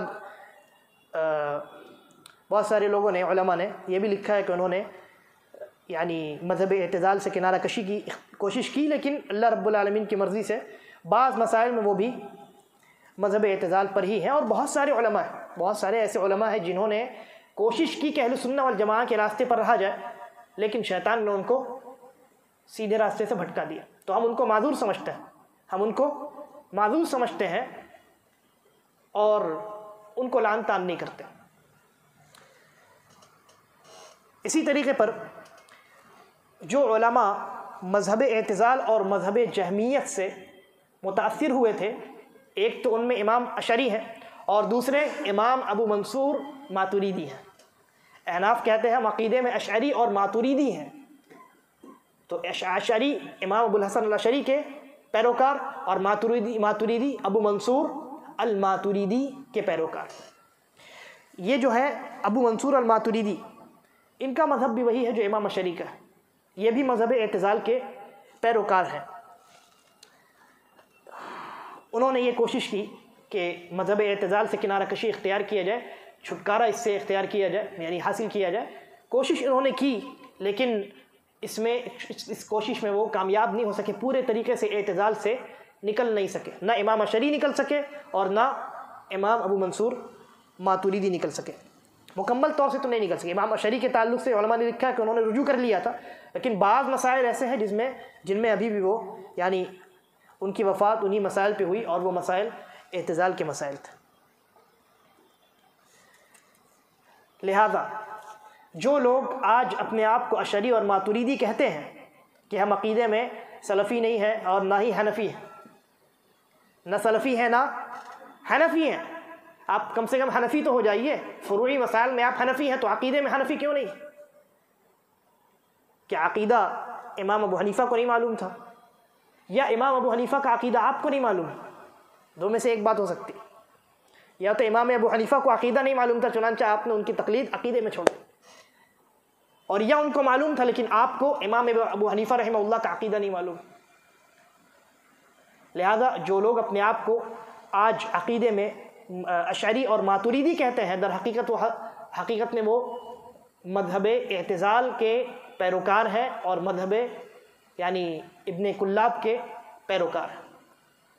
اور میں نے آپ کو بتایا مذہب اعتزال ان کے اندر جو افکار و عقائد ہیں وہ کیا ہے؟ صفات کا انکار کر دینا، یہی وجہ ہے کہ بہت سارے احناف آپ کو ایسے ملیں گے جو اللہ رب العالمین کی بہت ساری صفات کا انکار کرتے ہیں.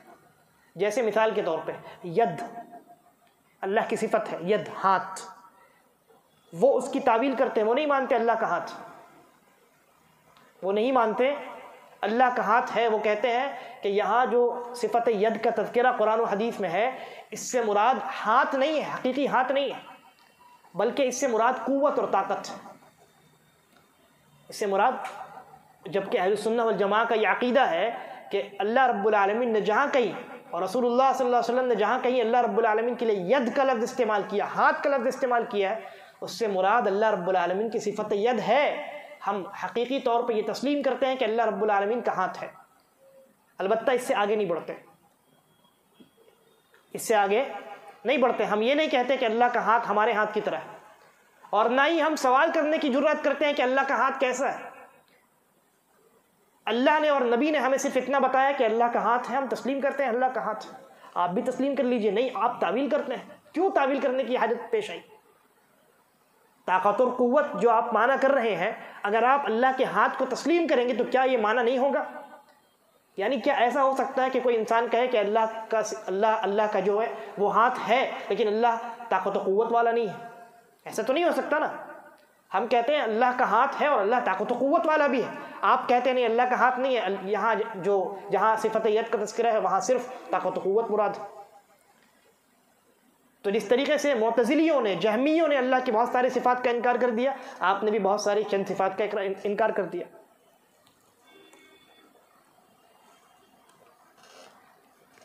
اس کے بعد یہ جو جہمیوں کا اور معتزلیوں کا اور کلابیوں کا یہ جو فرقہ پیدا ہوا اور پنپنا شروع ہوا اور ان کی جو گمراہی امت کے درمیان پھیلی، اس کے فوراً بعد ایک اور بہت بڑی گمراہی امت کے درمیان پیدا ہو گئی، اور وہ گمراہی تھی وحدت الوجود کی گمراہی.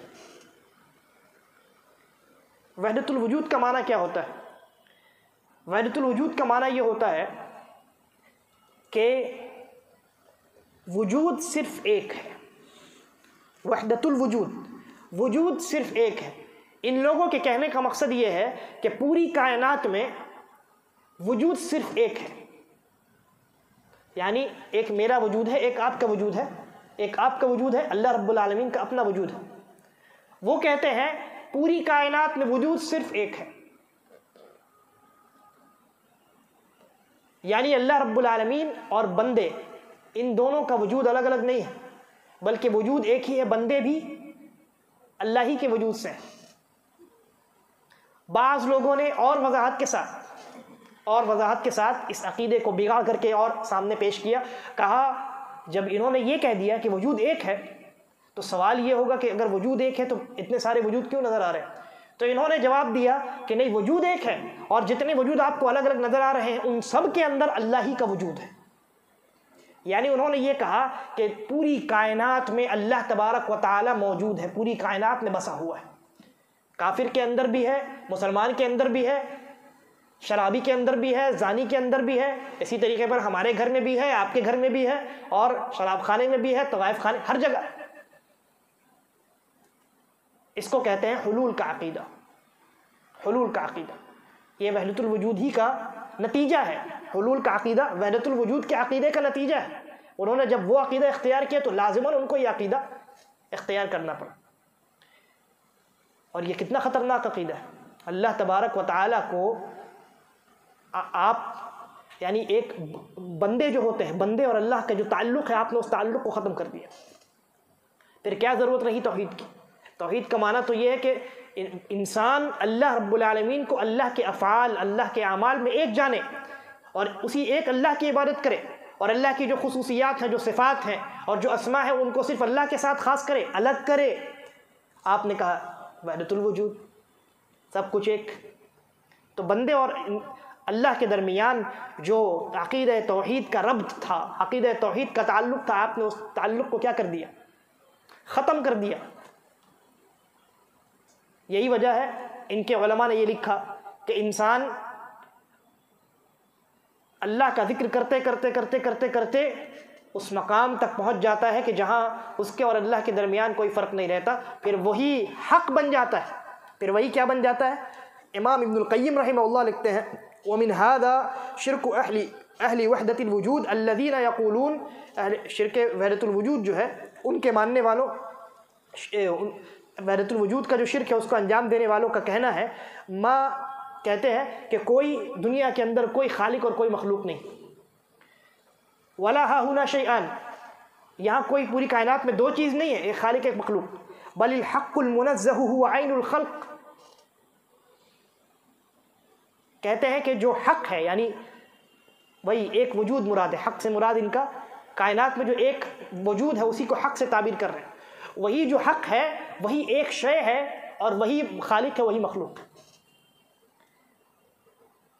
لہذا ان کے یہاں توحید کا کوئی تصور نہیں، ان کے یہاں وحدت الوجود کا تصور ہے، انسان اور اللہ کے درمیان کوئی فرق نہیں۔ یہی وجہ ہے آج بھی آپ کو معاشرے میں، آج کی سوسائٹی میں بعض ایسے لوگ ملیں گے جو خاص قسم کا لباس پہنتے ہیں اور یہ کہتے ہیں کہ ہمارے اوپر سے جو شرعی تکالیف ہیں، نماز پڑھنا، روزہ رکھنا، زکوٰۃ دینا وغیرہ وغیرہ، ہم ان تمام چیزوں سے اوپر اٹھ چکے ہیں،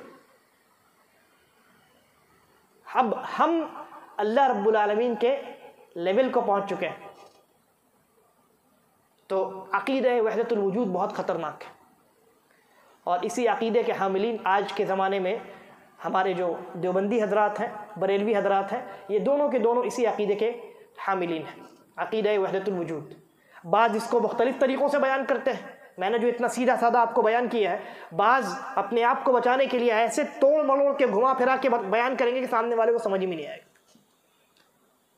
لہذا وحدت الوجود کا عقیدہ سلف کا عقیدہ نہیں ہے۔ تو میں یہ کہہ رہا تھا کہ اعتزال اور جہمیت اور کلابیت کے بعد جو ہے وحدت الوجود کا فتنہ پیدا ہوا، اور اس نے اپنی جڑیں اتنی مضبوط کی کہ آج بھی اس کے ثمرات معاشرے میں نظر آتے ہیں۔ مسلم معاشرے کے اندر مسلمانوں کے درمیان، مسلمانوں کے عقائد میں اس طرح کے باطل افکار و نظریات آپ کو دیکھنے کو ملتے ہیں۔ یہ جو وحدت الوجود کا جو عقیدہ ہے، یہ جو فکر اور نظریہ ہے، سب سے پہلے علماء نے لکھا جس نے اس فکر کو پیدا کیا تھا یا اس فکر کو لوگوں کے درمیان رواج دیا تھا، اس کا نام تھا حلاج۔ صوفیوں کے ہاں یہ بہت بڑا امام مانا جاتا ہے حلاج، اور اسی کے متبعین ہیں ابن عربی، ابن سبعین اور دیگر ابن فارس وغیرہ، یہ سب اسی کے متبعین۔ ابن عربی جو ہے، ابن عربی صوفی، ان کو یہ لوگ کیا کہتے ہیں؟ الشیخ الاکبر کہتے ہیں، الشیخ الاکبر کہتے ہیں۔ یہ در حقیقت حلاج کے عقیدے پر وحدت الوجود، اور ان کے ہاں وحدت الوجود کی وجہ سے ایسے ایسے عقائد نے جنم لیا ہے والعیاذ باللہ۔ علماء نے لکھا ہے کہ ان کی کتابوں کے اندر، ابن عربی کی کتابوں کے اندر، ابن عربی صوفی، دو ابن عربی ہیں، ایک ابن العربی ہے، العربی الف لام لگا وہ الگ ہیں، ابن العربی الگ ہے، یہ ابن عربی، یہ صوفی ہے۔ ان کی کتابوں کے اندر واضح کفر اور شرک موجود ہے، اور بہت سارے علماء نے، بلکہ حنفی بہت سارے علماء نے ان کے اوپر کفر کا فتویٰ لگا رکھا ہے۔ ہر مذہب کے علماء نے ان کے اوپر کفر کا فتویٰ لگا رکھا ہے، چاہے وہ حنفی مذہب سے تعلق رکھتے ہو، شافعی، حنبلی یا مالکی، کسی بھی مذہب سے۔ حنفی مذہب کے بھی بہت سارے علماء نے ان کے اوپر کفر کا فتویٰ لگا رکھا ہے، اس لیے کہ ان کے عقائد ایسے خطرناک قسم کے۔ اور یہ جو وحدت الوجود کا عقیدہ ہے، یہ آپ دیکھیے یہودیوں کے عقیدے سے اگر آپ موازنہ کیجئے تو آپ کو سمجھ میں آئے گا کہ یہودیوں کا عقیدہ کم سے کم ان سے اچھا ہے۔ اللہ کا یہ عقیدہ ہے، اللہ رب العالمین نے حضرت عزیر علیہ السلام کے جسم میں حلول کر لیا تھا۔ اصل میں حلول کا عقیدہ وہیں سے آیا ہے۔ عیسائیوں کے اندر یہ عقیدہ ہے، تثلیث کا عقیدہ عیسائیوں کے اندر۔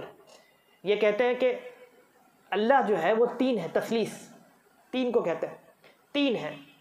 اب ان سے اگر اس کی تفسیر پوچھی جائے تو علماء نے یہ لکھا ہے کہ 10 آدمی سے پوچھیں گے تو 10 آدمی اس کا الگ الگ معنی بیان کرے گا۔ یعنی اللہ، وہ کہتے ہیں اللہ ایک بھی ہے، تین بھی ہے۔ اگر ایک ہے تو تین کیسے ہے، اور تین ہے تو ایک کیسے ہے؟ کہ تینوں خدا ہیں، جواب نہیں دے سکتے۔ تثلیث کے عقیدے کی تشریح اور تفسیر اگر 10 عیسائی سے پوچھی جائے، 10 الگ الگ تفسیر بیان کریں گے، کیونکہ یہ ان کا اپنا گڑھا ہوا عقیدہ ہے نا، جواب کہاں سے آئے گا؟ بہرحال تو میں یہ کہہ رہا تھا، عیسائی جو ہے ان کا یہ عقیدہ ہے کہ اللہ رب العالمین ایک نہیں ہے، تین ہے۔ ان کے مطابق اللہ نے حضرت عزیر کے اندر حلول کیا، اور تثلیث کا عقیدہ کہ اللہ تین ہے، جبکہ وحدت الوجود کے ماننے والوں کا عقیدہ یہ ہے کہ اللہ رب العالمین تین کے ہزاروں لاکھوں کروڑوں ہو گیا۔ ہمارے اندر بھی اللہ، آپ کے اندر بھی اللہ، اوپر سے اچھے مقامات پر بھی اللہ، خبیث اور گندے غلیظ مقامات پر بھی اللہ۔ ایک دیوبندی عالم کو، صوفی عالم کو میں نے اس اعتراض کا جواب دیتے ہوئے سنا، کیسا عجیب و غریب جواب دیکھیے۔ جب ہم یہ کہتے ہیں کہ آپ اگر اللہ کو ہر جگہ مانیں تو اس سے یہ لازم آئے گا کہ جس طریقے سے اللہ مسجد میں ہے ویسے ہی مندر میں بھی ہے، اس طریقے سے اللہ گھر میں ہے ویسے ہی شراب خانے میں بھی ہے۔ تو اب اس نے اپنے اس عقیدے کو بچانے کے لیے کیا تعویل پیش کی، کتنی باطل تعویل ہے یہ دیکھیے۔ اس کا جواب دینے کی ضرورت نہیں ہے، وہ کہتے ہیں کہ آپ صرف اتنا ہی کہیے کہ اللہ ہر جگہ حاضر و ناظر ہے، تفسیر میں جانے کی ضرورت نہیں۔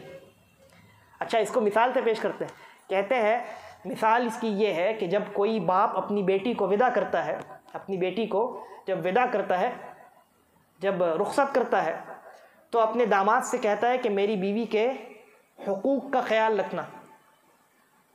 حقوق میں وہ خاص حقوق بھی شامل ہیں، لیکن اس کا زبان سے نہیں کہتا، لہذا یہاں آپ اللہ کے متعلق صرف یہی کہیے کہ اللہ حاضر و ناظر ہے، تفسیر میں مت جائیے۔ کیسا بے شرم انسان ہے، کہاں کی بات کو کہاں ملا رہا ہے، اور کیسے اپنی بات کی صفائی پیش کر رہا ہے۔ باپ اپنے داماد سے حقوق کی بات کر رہا ہے کہ میری بیٹی کے حقوق کا خیال رکھنا، اور ظاہر سی بات ہے وہ شرماتا ہے ان حقوق کو، جو خاص حقوق ہوتے ہیں میاں بیوی کے، ان حقوق کو بیان کرنے سے وہ شرماتا ہے، اسی لیے وہ بالجملہ طور پہ کہتا ہے کہ حقوق کا خیال رکھنا، ایک ایک حق کو تفصیل کے ساتھ نہیں بیان کرتا، وہ شرماتا ہے۔ اس کا مطلب یہ ہے کہ آپ جو کہتے ہیں کہ اللہ حاضر و ناظر ہے، یعنی آپ بھی شرماتے ہیں۔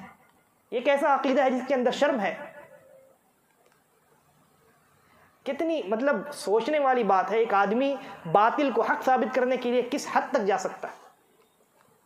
تو یہ جو عقیدہ ہے وحدت الوجود کا عقیدہ، یہ بہت خطرناک ہے، اور اس عقیدے کے ماننے والے لوگ آج بھی دنیا کے اندر موجود ہیں، اور اپنے عقیدے کو لوگوں کے درمیان پھیلاتے ہیں۔ اور بعض ہمارے وہ بھائی جو ان عقائد کے حاملین نہیں ہوتے ہیں، وہ بھی جانے انجانے طور پہ بعض ایسے جملے اپنے زبان سے نکالتے ہیں جن کے پیچھے ان کے مقاصد کار فرما ہوتے ہیں۔ مثال کے طور پہ آپ کہتے ہیں نا کہ میں اللہ کو حاضر و ناظر جان کر یہ بات کہہ رہا ہوں۔ اللہ ناظر تو ہے، دیکھنے والا ہے، لیکن کیا اللہ بذات خود حاضر ہے؟ قرآن نے کہا الرحمن علی العرش استوى، اللہ رب العالمین عرش پہ مستوی ہے، لہذا جب اللہ رب العالمین عرش پہ مستوی ہے تو یہاں حاضر کیسے ہو سکتا ہے؟ یہ وحدت الوجود کا عقیدہ ہے، اور اسی عقیدے کی بنیاد پر یہ لفظ لوگوں کے درمیان رائج ہو گیا کہ اللہ حاضر و ناظر ہے۔ ہاں، اس کی تعبیر پیش کی جا سکتی ہے کہ جو موحد آدمی ہوتا ہے، جو اس عقیدے کا حامل نہیں ہوتا، وہ حاضر بول کر کے اللہ کا علم مراد لیتا ہے، لیکن کہیں نہ کہیں اس عقیدے سے، اس جملے سے ان کا عقیدہ جھلکتا ہے، اس لیے اس لفظ سے پرہیز کرنا چاہیے، اس لفظ سے حاضر، اللہ کو حاضر بولنے سے پرہیز کرنا چاہیے، بچنا چاہیے۔ آپ یہ کہہ سکتے ہیں دیکھو اللہ رب العالمین سب کچھ دیکھ رہا ہے، یہ اللہ کی قسم، آپ قسم کھا لیجئے اللہ کی، اگر کوئی بات آپ کو بتانی ہے اپنے بھائی کو تاکیدی طور پہ، قسم کھا سکتے ہیں آپ اللہ کی، اور اس قسم کا لحاظ آپ کو رکھنا پڑے گا، لیکن وحدت الوجود کے عقیدے کے نتیجے میں جو لفظ لوگوں کے درمیان رائج ہو گیا ہے، اس لفظ کو اختیار کرنے سے بچیں۔ اس کے علاوہ ایک آخری بات بچ گئی ہے، میں بیان کروں یا بات ختم کروں؟ بیان کر دیتا ہوں اس لیے کہ ضروری ہے۔ آخر بات یہ ہے کہ آپ نے یہ پوری تفصیل سن لی، شرک کے تعلق سے اتنی پوری تفصیل سن لی۔ اب اس کا یہ مطلب نہیں ہے کہ آپ کسی اپنے بھائی کو، کسی پڑوسی کو، کسی دوست کو دیکھیں کہ وہ شرک کر رہا ہے تو اس کو کہے کہ تم مشرک، تم کافر، نہیں۔ کسی عمل کو شرک قرار دینا الگ شے ہے، کسی آدمی کا مشرک ہو جانا الگ شے ہے۔ کسی آدمی کا مشرک یا کافر ہونا یہ الگ شے ہے، الگ چیز ہے، اور بعض اعمال کا کفریہ اور شرکیہ ہونا یہ الگ چیز ہے، دونوں کو ملا نہیں سکتے۔ جیسے مثال کے طور پہ کوئی آدمی اگر آپ نے اس کے سامنے ایک گلاس لا کے رکھا اور اس نے اس کو کولڈ ڈرنک سمجھ کر کے پی لیا، لیکن اس میں شراب تھی، اس کا وہ عمل شرابیوں والا عمل ہوا نا، لیکن کیا وہ آدمی شرابی کہلائے گا؟ نہیں کہلائے گا۔ شرابی کون کہلائے گا؟ جو جانتے بوجھتے ہوئے شراب کا عادی ہے، وہ شرابی کہلائے گا۔ یہ آدمی جس نے نہ جانتے ہوئے جہالت میں شراب پی لیا ہے غلطی سے، یہ آدمی شرابی نہیں کہلائے گا، گرچہ اس کا عمل شرابیوں والا ہے۔ لہذا عمل کے برا ہونے سے یہ ضروری نہیں ہے کہ آدمی بھی برا ہو جائے۔ عمل کفری یا شرکی ہو سکتا ہے، اس کا یہ ضروری مطلب نہیں ہے کہ آدمی جو ہے جو اس عمل کو انجام دینے والا ہے وہ بھی کافر و مشرک ہو جائے۔ اسی فرق کو شیخ الاسلام ابن تیمیہ رحمہ اللہ نے بیان فرمایا ہے، کہا کلما رأوہم ای رأو العلماء قالوا من قال کذا فہو کافر۔ شیخ الاسلام کہتے ہیں کہ بہت سارے لوگ جب علماء کو یہ کہتے سنتے ہیں کہ جس نے ایسا کہا وہ کافر، جس نے ایسا کہا وہ مشرک، یعنی جس نے غیر اللہ کو سجدہ کیا وہ مشرک۔ جب بعض جاہل لوگ علماء کو یہ کہتے ہوئے سنتے ہیں، اعتقد المستمع ان هذا اللفظ شامل لكل من قال، تو سننے والے بعض جاہل لوگ یہ سمجھ لیتے ہیں کہ جس کو بھی ہم ایسا کرتے ہوئے دیکھیں گے اس کو کافر اور مشرک قرار دیں گے۔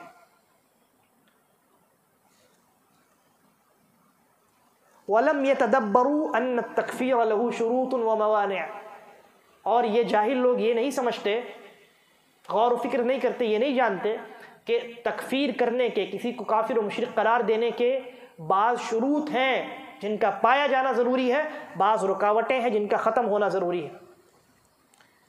اور کہتے ہیں قد تنتفی فی حق المعین، یہ جو شروط ہیں یہ بسا اوقات کسی شرکیہ عمل کو انجام دینے والے شخص میں موجود نہیں ہوتے، لہذا وہ مشرک نہیں ہوتا۔ وَأَنَّ تَكْفِيرَ الْمُطْلَقِ لَا يَسْتَلْزِمُ تَكْفِيرَ الْمُعَيَّن، اور عام طور پر تکفیر بیان کرنا یہ معین کر کے کسی کو کافر قرار دینا نہیں ہے۔ یعنی اگر ہم یہ کہیں کہ جو آدمی غیر اللہ کو سجدہ کرے وہ مشرک، جو آدمی غیر اللہ کو اللہ مانے وہ مشرک، وہ کافر، اس کا یہ مطلب نہیں ہے کہ جس آدمی کو آپ دیکھیں کہ وہ قبر پر سجدہ کر رہا ہے وہ مشرک اور کافر ہو گیا۔ ایک ہے تکفیر مطلق، جنرل طور پہ آپ ایک بات کہیں، یا تو عمل کے تعلق سے یا ایسا کرنے والوں کے تعلق سے، یہ ایک جنرل چیز ہے، یہ ایک جنرل چیز ہے، آپ کسی خاص انسان پر اس کو فٹ نہیں کر رہے ہیں۔ آپ یہ کہہ رہے ہیں کہ جس نے سجدہ کیا وہ کافر ہو جائے گا، جس نے غیر اللہ سے مدد مانگی غیر اللہ کو معبود مانتے ہوئے وہ کافر مشرک ہو جائے گا۔ یہ ایک الگ چیز ہے، مطلق طور پہ جنرل طور پہ آپ کہہ رہے ہیں، لیکن کسی خاص آدمی کو یہ کہہ دینا کہ تم معین طور پہ تم کافر ہو، تم مشرک ہو، یہ دوسری چیز۔ اس دوسری چیز کے بہت سارے شرائط ہیں، کسی خاص آدمی کو کافر قرار دینے کے کئی شرائط ہیں، ان شرائط کا پایا جانا ضروری ہے۔ 4 شرائط علماء نے ذکر کیے، شیخ ابن عثیمین رحمہ اللہ نے 4 شرائط ذکر کیے ہیں۔ ان 4 شرائط کو میں بیان نہیں کرتا ہوں، ابھی اختصار کے غرض سے وقت ہمارے پاس نہیں، لہذا جب تک شرائط نہیں پائے جائیں تب تک کسی کی تکفیر نہیں کی جا سکتی۔ اور کس کے اندر شرائط ہے کس کے اندر نہیں ہے یہ دیکھے گا کون؟ ہم اور آپ نہیں، بلکہ ہمارے جو علماء ہیں ان کا یہ کام ہے، ہمارا کام نہیں ہے۔ یہی وجہ ہے کہ ہم جب شرک اور کفر کے مسائل بیان کرتے ہیں تو لوگ یہ سمجھتے ہیں کہ یہ لوگ سب کو مشرک، سب کو کافر قرار دیتے ہیں۔ بہت سارے لوگوں کو آپ نے دیکھا ہو، خاص کر کے جو بریلوی حضرات ہیں، دیوبندی حضرات ہیں، وہ کہتے ہیں کہ تم لوگ تو سب کو مشرک قرار دیتے ہو، سب کو کافر قرار دیتے ہو۔ ہم سب کو مشرک اور کافر نہیں قرار دیتے، ہم یہ بیان کرتے ہیں کہ یہ عمل مشرکانہ ہے، یہ عمل کفرانہ ہے، ایسا کرنے والا مشرک ہو سکتا ہے، ایسا کرنے والا کافر ہو سکتا ہے، ہم یہ بتاتے ہیں۔ اور تکفیر کی نسبت بہت سارے لوگ شیخ الاسلام محمد بن عبد الوہاب رحمہ اللہ کی جانب بھی کرتے ہیں، کہتے ہیں کہ جو محمد بن عبد الوہاب رحمہ اللہ تھے نجد میں، سعودی عرب میں، جنہوں نے امام سعود کے ساتھ مل کر کے جو حکومت آج آپ دیکھ رہے ہیں سعودی عرب کی، یہ ملک سعود جو تھے اس زمانے میں، امام ان کو کہا، اس زمانے میں ملک نہیں کہا جاتا تھا، امام کہا جاتا، امام سعود، ان کے ساتھ شیخ الاسلام محمد بن عبد الوہاب رحمہ اللہ نے اتفاق کیا کہ میرا قلم رہے گا، آپ کا تلوار، اور پھر اس کے بعد انہوں نے فتوحات کا سلسلہ شروع کیا. اللہ رب العالمین نے پورا جو عرب سعودی عرب آج دیکھ رہے ہیں ان کے قبضے میں دیکھی. تو لوگ یہ کہتے ہیں آج کہ شیخ الاسلام محمد بن عبد الوہاب رحمہ اللہ تکفیری تھے, ہر کسی کو کافر اور مشرک قرار دیتے تھے. یہ غلط الزام ہے. میں صرف ایک قول آپ کے سامنے پیش کرتا ہوں اور آپ اندازہ لگائیے کہ کس قدر یعنی شیخ الاسلام محمد بن عبد الوہاب رحمہ اللہ پر جھوٹے الزامات لگائے گئے. ان کا ایک قول ہے, ایک لمبا قول ہے, اس میں سے ایک ٹکڑا میں آپ کے سامنے رکھتا ہوں. وہ کہتے ہیں وَإِذَا كُنَّا لَا نُكَفِّرُ مَنْ عَبَدَ الصَّنَمَ الَّذِي عَلَى قَبْرِ عَبْدِ الْقَادِرِ وَالصَّنَمَ الَّذِي عَلَى قَبْرِ أَحْمَدَ الْبَدَوِيِّ وَأَمْثَالَهُمَا لِأَجْلِ جَهْلِهِمْ وَعَدْمِ مَنْ يُنَبِّهُهُمْ. کہتے ہیں کہ ہم ان لوگوں کی بھی تکفیر نہیں کرتے کہ جو لوگ عبد القادر جیلانی رحمہ اللہ کی قبر کے پاس بت کی عبادت کرتے ہیں اور جو احمد البدوی ان کی قبر کے پاس جا کر کے عبادت انجام دیتے ہیں, شرک کرتے ہیں, کلم کلا شرک کرتے ہیں. ہم ان لوگوں کو بھی کافر نہیں قرار دیتے. وہ امثالہما, اور ان جیسے دوسرے جو لوگ ہیں جو واضح طور پر شرک اور کفر میں مبتلا ہیں, شرکیہ کفریہ اعمال انجام دیتے ہیں واضح طور پہ. شیخ الاسلام محمد بن عبد الوہاب رحمہ اللہ کہتے ہیں لا نکفر, ہم ان کی تکفیر نہیں کرتے, یعنی معین طور پہ. ہم یہ کہتے ہیں کہ یہ عمل شرکی ہے, یہ عمل کفری ہے, لیکن جو ایسا کر رہا ہے ڈائریکٹ اس کو جو ہے پہلے ہی اسٹیپ میں کافر نہیں کہتے. کیوں؟ وجہ بتاتے ہیں. کہتے ہیں لِأَجْلِ جَهْلِهِمْ, ان کی جہالت کی وجہ سے, وَعَدْمِ مَنْ يُنَبِّهُهُمْ, اور ان کے پاس چونکہ کوئی تنبیہ کرنے والا نہیں ہے, کوئی سمجھانے والا نہیں ہے, اس وجہ سے. لہذا شیخ الاسلام نے یہاں جہالت کو عذر بنایا ہے. اگر کوئی انسان جہالت میں شرک کر رہا ہے, نہیں جانتا کہ یہ شرک ہے, اس کے پاس شبہ ہے, وہ مغالطے میں پڑا ہوا ہے, ایسے انسان کو, اور وہ مسلمان ہے, جو اصلاً کافر ہے اس کی بات نہیں ہو رہی, غلط ملط نہیں کرنے کا, جو اصلاً کافر ہے, یہودی ہے, نصرانی ہے, ہندو ہیں وغیرہ وغیرہ, ان کی بات نہیں. جو مسلمان ہیں, جو کلمہ گو ہیں, وہ اس وقت تک کافر نہیں ہوں گے جب تک کافر ہونے کے شرائط ان کے اندر پیدا نہ ہو جائے. یہی وجہ ہے شیخ الاسلام ابن تیمیہ رحمہ اللہ, یہ جو جہمیہ کا میں نے آپ کے سامنے تذکرہ کیا, جہمیہ جنہوں نے اللہ کی صفات کا انکار کیا, اللہ کی صفات کا انکار کفر ہے, اللہ کی صفات کا انکار کفر ہے. شیخ الاسلام ابن تیمیہ رحمہ اللہ نے ان سے مناظرہ کیا, اور ایک زمانہ ایسا آیا جب جہمیوں پر حکومت کی جانب سے لگام کس دی گئی, ان کے اوپر پابندی لگا دی گئی, ان کا سخت دور آیا جہمیوں کا, اور شیخ الاسلام ابن تیمیہ رحمہ اللہ اس وقت پاور میں تھے. انہوں نے جہمیوں کے علماء اور ان کے قضات کو مخاطب کر کے کہا, کیا کہا, وَلِهَذَا كُنْتُ أَقُولُ لِلْجَهْمِيَّةِ مِنَ الْحُلُولِيَّةِ وَالنُّفَاةِ الَّذِينَ نَفَوْا أَنَّ اللَّهَ تَعَالَى فَوْقَ الْعَرْشِ لَمَّا وَقَعَتْ مِحْنَتُهُمْ. کہتے ہیں کہ میں نے ان جہمیوں سے اور ان حلولیوں سے, ان لوگوں سے جنہوں نے اللہ کی صفات کا انکار کیا اور اس بات کا انکار کیا کہ اللہ رب العالمین عرش کے اوپر ہے, جب وہ لوگ آزمائے گئے تو میں نے ان سے کہا, کیا کہا, انا لو وافقتکم کنت کافرا, اگر میں نے تمہاری موافقت کر لی, تمہارے عقائد کو اختیار کر لیا تو میں کافر ہو جاؤں گا. کیوں؟ مجھے معلوم ہے تمہارا عقیدہ کفریہ ہے, لیکن کہتے ہیں لأنی اعلم ان قولکم کفر, کیونکہ مجھے معلوم ہے تمہارا عقیدہ, تمہارا قول کفر ہے. وانتم عندی لا تکفرون, لیکن تم میرے نزدیک کافر نہیں قرار دیے جاؤ گے. لأنکم جہال, اس لیے کہ تم جاہل لوگ, اس لیے کہ تم جاہل لوگ ہو. یعنی شیخ الاسلام یہ سمجھ رہے تھے کہ یہ جو لوگ ہیں جو جہمیت کو اپنائے ہوئے ہیں اور اللہ کی صفات کے انکاری ہیں, یہ در حقیقت جہالت میں ایسا کر رہے ہیں.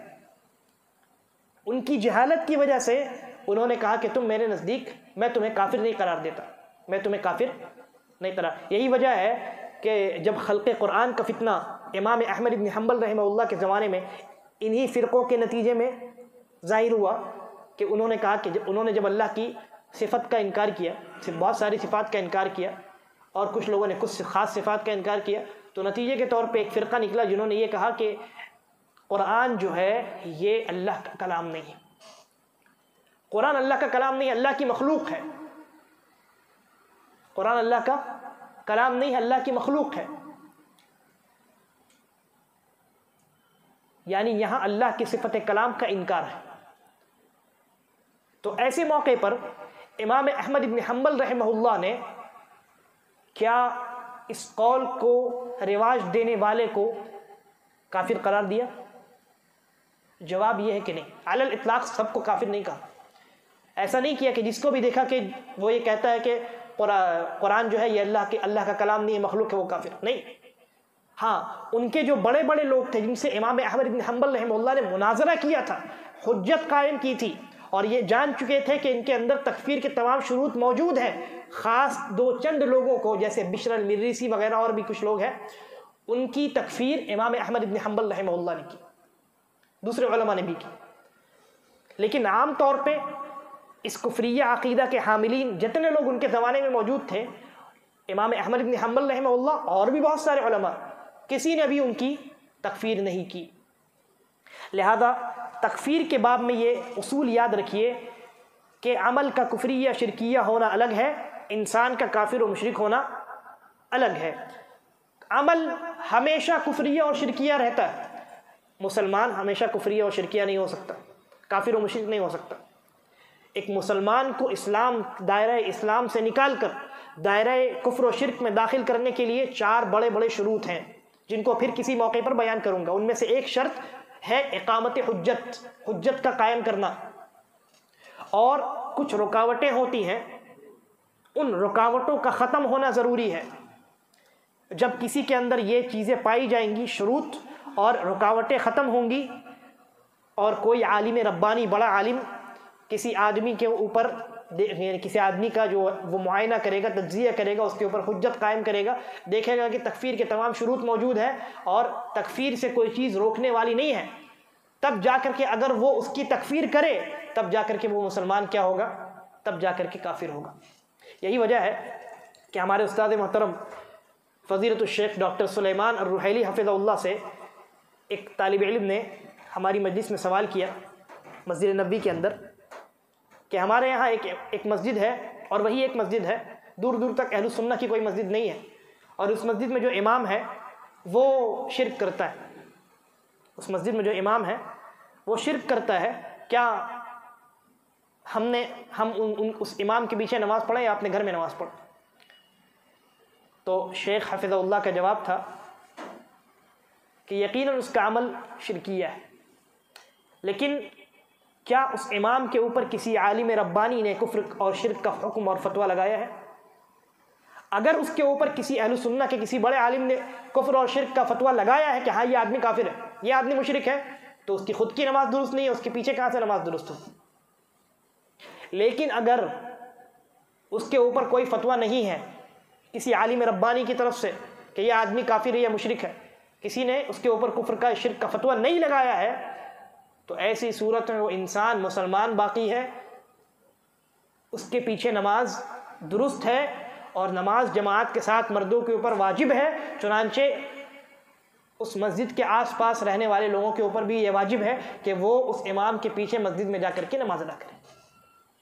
ہاں، اگر آپ کے پاس آپشن ہو، اگر آپ کے پاس، دیکھیے بہت سارے لوگ غلط بات سمجھ لیتے ہیں، مجھے تعجب ہوتا ہے۔ اگر آپ کے پاس آپشن ہو تو یہ الگ مسئلہ، میں آپشن نہیں ہوں تب کی بات کر رہا ہوں۔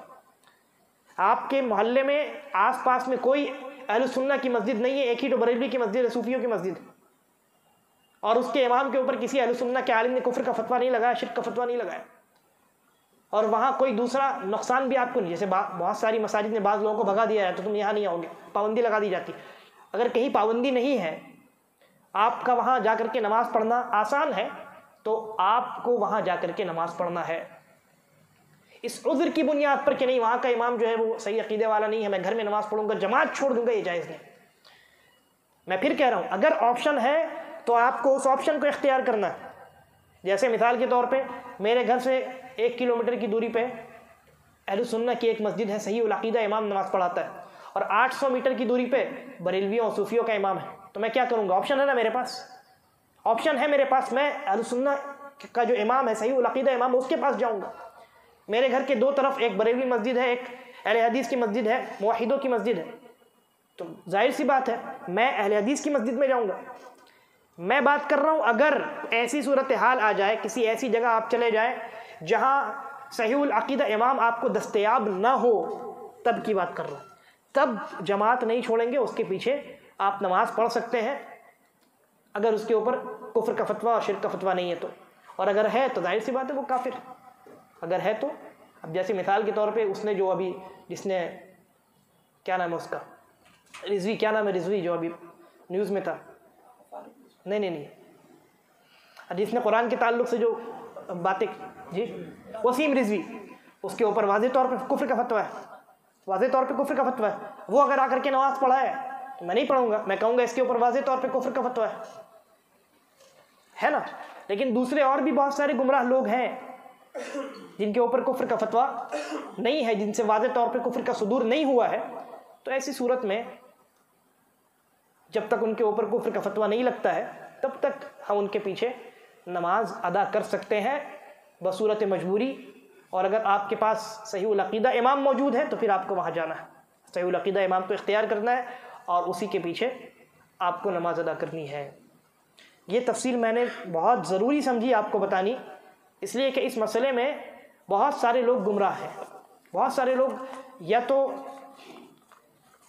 یعنی مسئلہ جانتے نہیں ہیں یا غلط مسئلہ جانتے ہیں، اور بعض ایسے لوگ ہیں، بعض ایسے آپ یہ کہہ سکتے علماء ہیں جنہوں نے ایسے فتاوے دے رکھے ہیں کہ جو یعنی غلط عقیدے کے حاملین ہیں ان کے پیچھے سرے سے نماز ہی درست نہیں۔